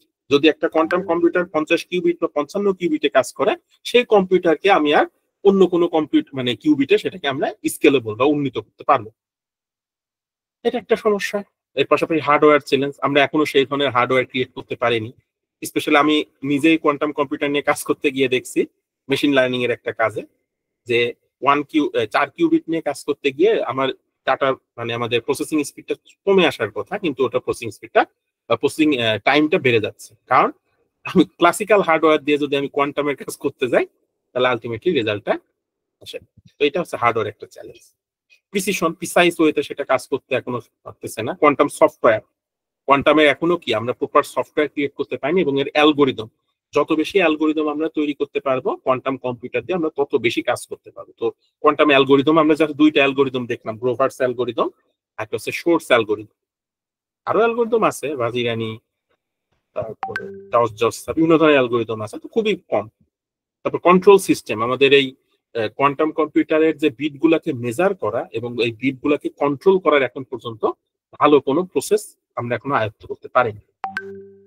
এর পাশাপাশি ক্রায়োজেনিক, যেটা বললাম যে কোয়ান্টাম কম্পিউটারের যে মূল যে প্রসেসরটা, এই প্রসেসরটা কিন্তু খুব লো টেম্পারেচারে কাজ করতে হয়। তো এই লো টেম্পারেচারটা ক্রিয়েট করা এবং সেই লো টেম্পারেচারটা ক্রিয়েট করার জন্য বাইরে থেকে তোমাকে যে পাওয়ারটা সাপ্লাই দিতে হবে, এটা কিন্তু আমাদের জন্য একটা বড় ধরনের কস্ট। তো এটা একটা কিন্তু কনস্ট্যান্ট, সীমাবদ্ধতা। ক্লাসিক্যাল সিস্টেমের সাথে ইন্টিগ্রেট করা, আমাদের যদি কোয়ান্টাম কম্পিউটার আসে তাহলে আমাদের ক্লাসিক্যাল কম্পিউটার গুলোর কি হবে? এই যে কম্পিউটারে তুমি দেখতেছো, যে ল্যাপটপ তুমি ইউজ করতেছো, এগুলোর তাহলে কি হবে? এটা কিন্তু একটা কোশ্চেন। এগুলো তুমি রাতারাতি একেবারে বন্ধ করে দিতে পারবা না। তো এই কারণে চিন্তা করা হচ্ছে যে ক্লাসিক্যাল সিস্টেমের সাথে আমরা কোয়ান্টাম কম্পিউটারকে কি ইন্টিগ্রেট করতে পারি কিনা। হইতে পারে ক্লাসিক্যাল কম্পিউটারে তুমি একটা ইনস্ট্রাকশন দিচ্ছ, সেটা কোয়ান্টাম কম্পিউটারে এক্সিকিউট হচ্ছে, অথবা কোয়ান্টাম কম্পিউটারের কোনো একটা রেজাল্ট সেটা তুমি ক্লাসিক্যাল কম্পিউটারে দেখতেছো। এই ধরনের কোনো কিছু করা সম্ভব কিনা সেটা নিয়ে এখন কাজ চলতেছে। বিভিন্ন ধরনের ম্যাটেরিয়াল, মানে এই যে কোন ধরনের ম্যাটেরিয়াল দিয়ে আমরা কিউবিটটা তৈরি করতে চাচ্ছি, সেটাকে ফেব্রিকেশন, কিভাবে আমরা সেটাকে অ্যাসেম্বল করবো কোয়ান্টামে, কিউবিটে, কোয়ান্টাম কম্পিউটারের বিভিন্ন কম্পোনেন্ট গুলাকে, এটা একটা বড় ধরনের চ্যালেঞ্জ। এর পাশাপাশি কস্ট, এটা তৈরি করতে কিন্তু অনেক বেশি কষ্টের প্রয়োজন, বেশ খরচের প্রয়োজন, এবং কমার্শিয়ালি ভায়াবিলিটি, অর্থাৎ এই যে আমি তৈরি করলাম কোয়ান্টাম কম্পিউটার, সেটা ক্লাসিক্যাল কম্পিউটার থেকে আমাকে কতটুকু আগায় রাখবে, কত দ্রুত সেটা আমাকে রেজাল্ট শো করবে, সেটাকে আসলে ক্লাসিক্যাল কম্পিউটারের চেয়ে কোয়ান্টাম কম্পিউটারটা আমাকে মানে বিজনেসের দিক থেকে কি সেটা আমাদেরকে সহায়তা করবে কিনা, এই নিয়ে কিন্তু এখন পর্যন্ত কোনো সদুত্তর পাওয়া যায়নি রিসার্চারদের কাছ থেকে। তো এইগুলাই হচ্ছে সেই অসুবিধা বা সীমাবদ্ধতা, যে কারণে কোয়ান্টাম কম্পিউটার এখনো মানুষের হাতের নাগালে এসে পৌঁছায়নি। তবে মাইক্রোসফট 2027 থেকে 29-এর মধ্যে একটা আইডিয়া দিছে যে আমরা হয়তো তার মধ্যে একটা স্মল স্কেলে কোয়ান্টাম কম্পিউটার হয়তো তারা ট্রাই করবে তৈরি করা। এখানে বিভিন্ন ধরনের কম্পিউটার টেকনোলজি নিয়ে আলোচনা করা আছে। সুপার কন্ডাক্টিং, যেটা মূলত গুগল ইউজ করে, ট্র্যাপড আয়ন, এটা হচ্ছে কোয়ান্টিনাম আয়ন কি এরা ইউজ করতেছে, ফটোনিক্স, এগুলো হচ্ছে কিউবিট তৈরি করার বিভিন্ন পদ্ধতি। আয়নটাকে ট্র্যাপ করে করা হয়, ফটোনিক্স অর্থাৎ আলোটাকে ট্র্যাপ করে সেটাকে এনট্যাঙ্গেল করা হয়, করে বিভিন্ন পথে সেটা পাঠানো হয়। নিউট্রাল নিউট্রাল অ্যাটম যেটাতে কোনো চার্জ নাই, এরকম অ্যাটম দিয়ে করা হয়। সিলিকন স্পিন, কোয়ান্টাম ডট, এটা হচ্ছে ইলেকট্রনকে ট্র্যাপ করে ইলেকট্রনের স্পিনটাকে আমরা কিউবিটের স্টেট হিসাবে চিন্তা করতে পারি। অর্থাৎ ইলেকট্রন যদি ঘড়ির কাঁটার বিপরীত দিকে করে, সেটাকে যদি আমি 1 ধরি, ঘড়ির কাঁটার দিকে করলে সেটাকে আমরা 0 ধরবো। এখন তুমি যদি মেজার করে দেখো ঘড়ির কাঁটার বিপরীত দিকে ঘটতে সেটা 1, যদি সেটা ঘড়ির কাঁটার দিকে হলে সেটা 0। তাহলে এইভাবে বিভিন্ন ধরনের কিউবিটে ম্যানুফ্যাকচারিং এর উপর, প্রসেসের উপর ভিত্তি করে আমরা বিভিন্ন ধরনের কোয়ান্টাম কম্পিউটার তৈরি করতে পারি।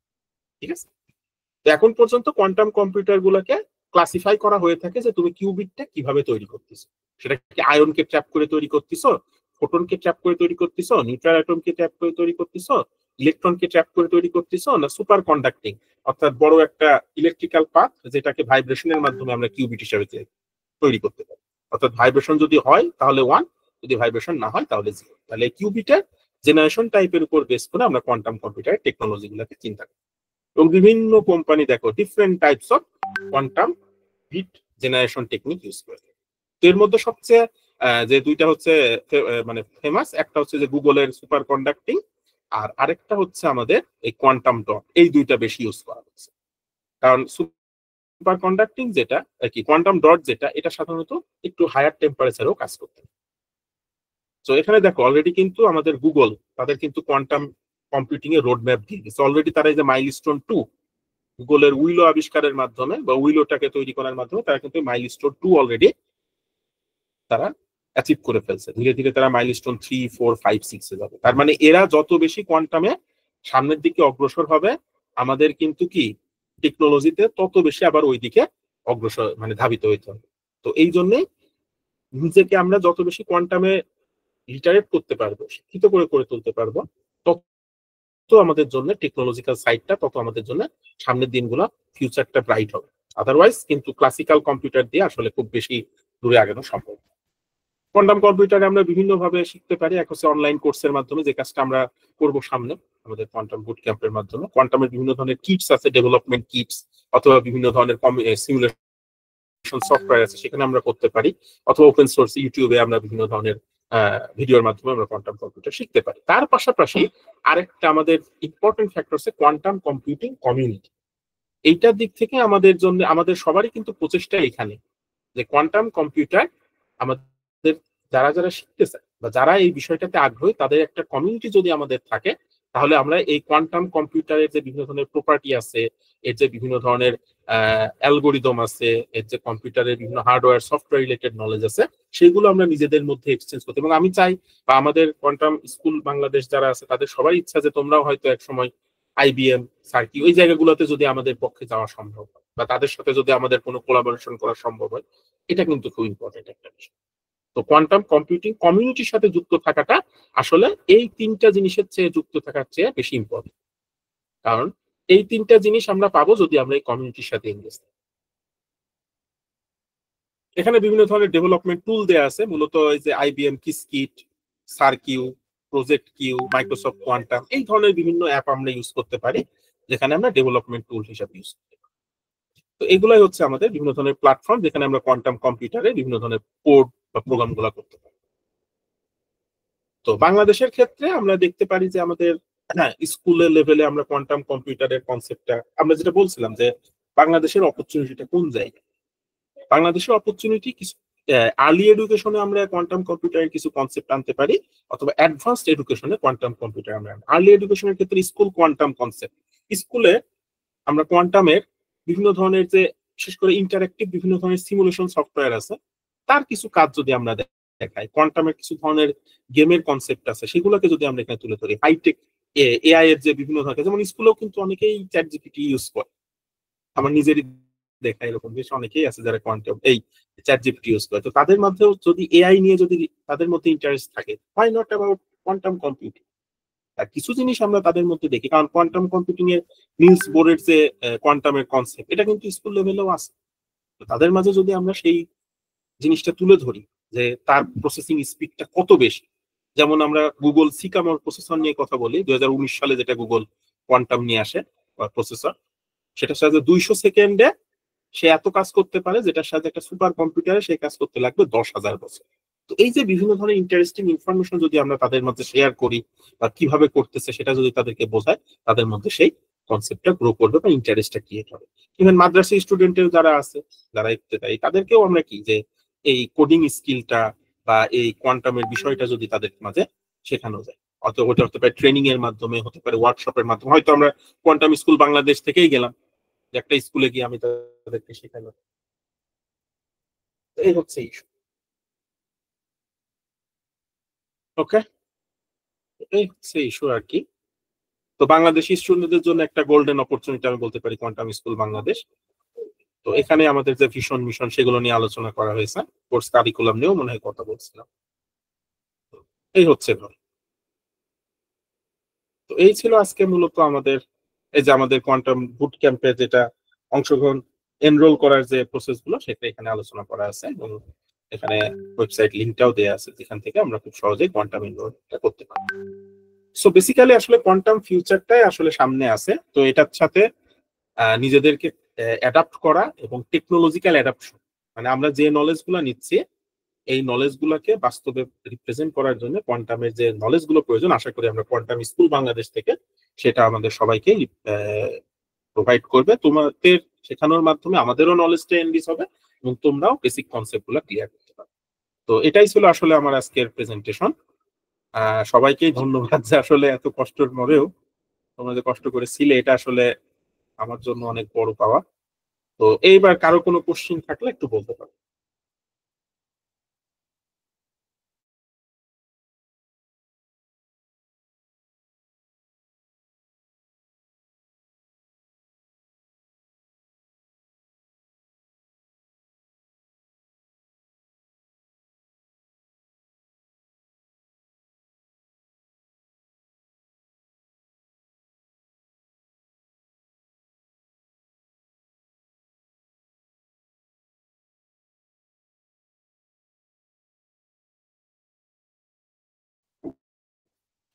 এখন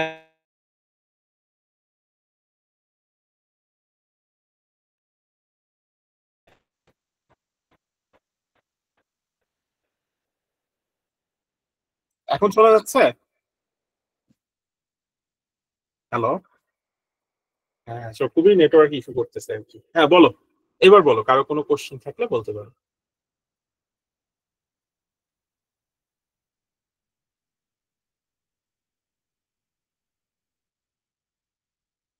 আচ্ছা, শুনতে পাচ্ছ তো আমাকে? আচ্ছা আচ্ছা, কোয়ান্টাম ক্রিপ্টোগ্রাফি আসলে কি জেনারেল ক্রিপ্টোগ্রাফি, যেটা সেখানে আমি একটা ডাটা একজন সেন্ড করবে, আরেকজন সেটা রিসিভ করবে। কিন্তু সমস্যা যেটা হয় যে মাঝখানে কেউ যদি সেই ডাটাটাকে ইন্টারসেপ্ট করে, বা মাঝখানে কেউ কি করতে পারে, সেই ডাটাটাকে যদি নিজের মতো করে হ্যাক করে নেয়, যেটাকে আমরা হ্যাকারের কি কাজ করে, যে একজন একটা ডাটা সেন্ড করতে যাচ্ছে, কিন্তু হ্যাকার সেই ডাটাটাকে নিজের কাছে নিয়ে নিচ্ছে, অর্থাৎ প্রপার যে রিসিপিয়েন্ট, অর্থাৎ যে রিসিভ করবে, তার কাছে যখন সেই ডাটাটা গিয়ে পৌঁছাচ্ছে।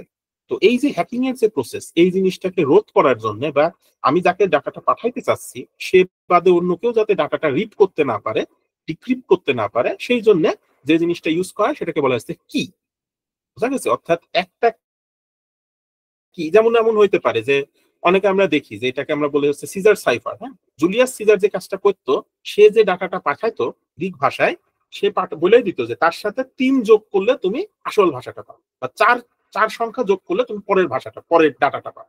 তো এই যে কনসেপ্টটা, যে একটা কি মানে একটা ইম্পর্টেন্ট ইনফরমেশন, যে ইনফরমেশনটা দেওয়ার মাধ্যমে রিসিভার বুঝতে পারবে যে আসলে সেন্ডার বা যে ডাটাটা পাঠাইছে সে কোন ডাটাটা আমাকে পাঠাই দিয়েছে, এবং সেটা সে বুঝতে পারবে।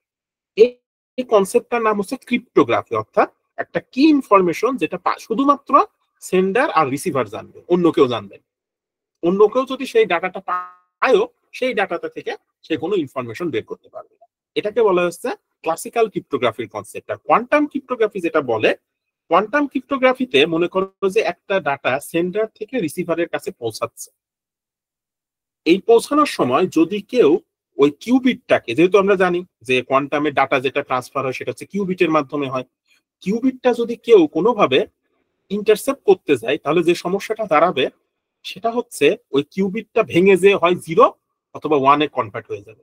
এটাই একটা মানে মজার বিষয়, যে কেউ কখনো কিউবিটকে হ্যাক করতে পারে না, কারণ কিউবিটকে হ্যাক করলে সে হচ্ছে জেনারেল বিট হয়ে যায়।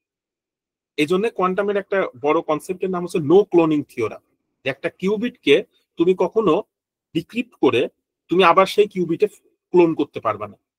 অর্থাৎ একজন হ্যাকার মনে করো যে একটা কিউবিটকে হ্যাক করে ডাটা পেলো, সেটাকে আবার পরবর্তীতে কিউবিটে কনভার্ট করে রিসিভারের কাছে পাঠাইতে পারবে।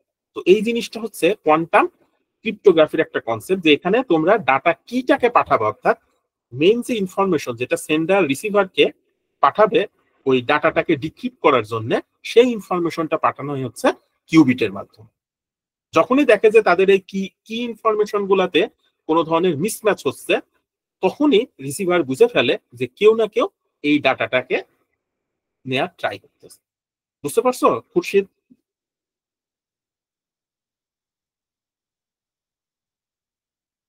শোনা যাচ্ছে আমাকে? হম হম হম। আচ্ছা আচ্ছা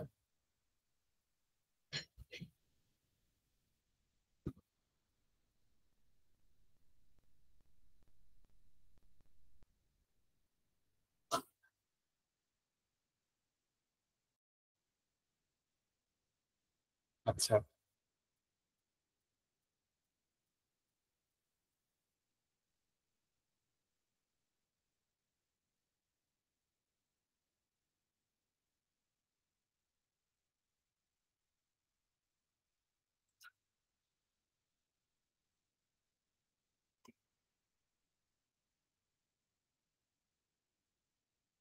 Yes. এবং আমার আমার পার্সোনাল যেটা আমি হচ্ছে আমাদের সাজেশন মেইলটা দিয়ে থাকবে, যে আমার হুম, আমাদের আমাদের অফিসিয়াল এখানে মেইলটা কি দিয়ে সবাই কি দিচ্ছি। এনরোল করছে? হুম,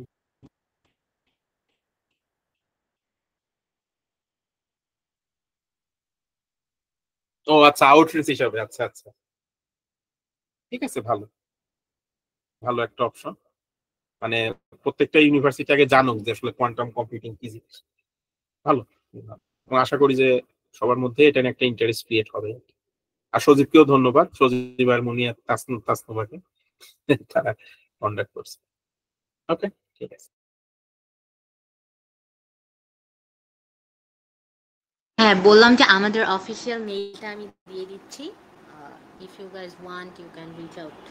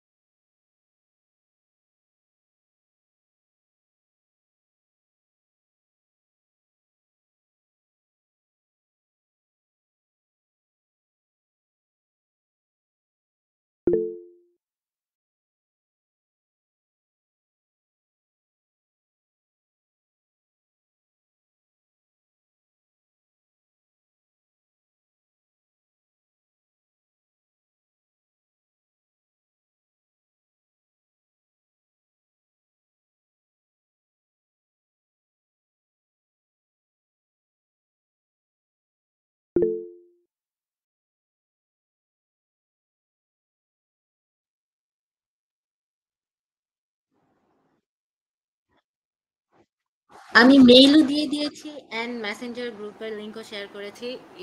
এখানে জয়েন করতে পারবেন।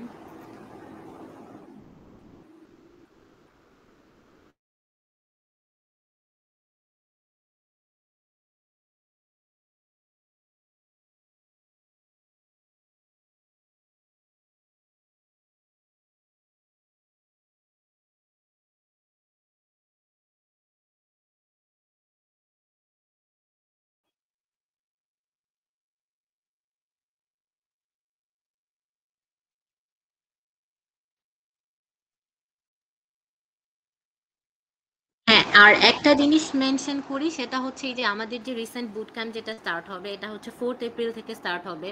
সো যারা জয়েন করতে চাও তারা হচ্ছে কালকের মধ্যে রেজিস্ট্রেশন করে ফেলতে পারবা।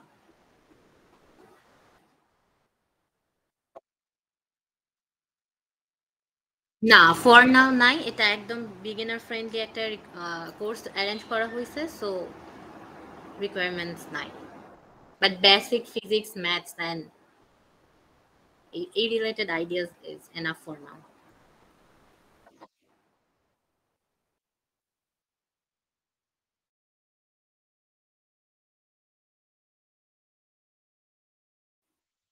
ওরা হ্যাঁ,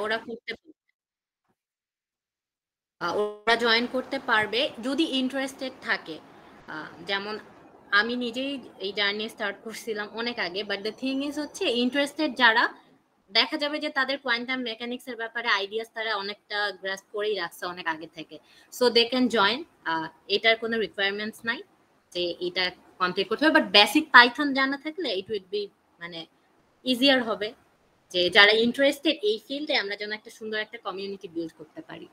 সো ফ্লেক্সিবল, যারা জয়েন করতে চাও they can join. I think it would be a good platform for them.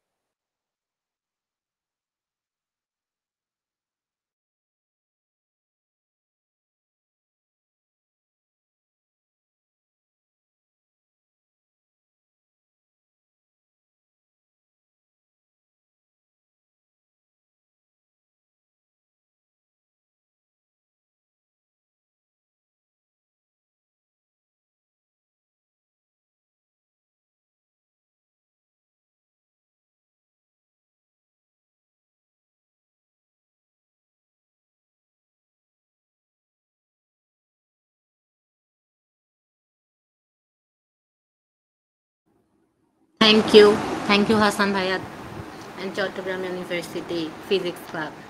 Thank you so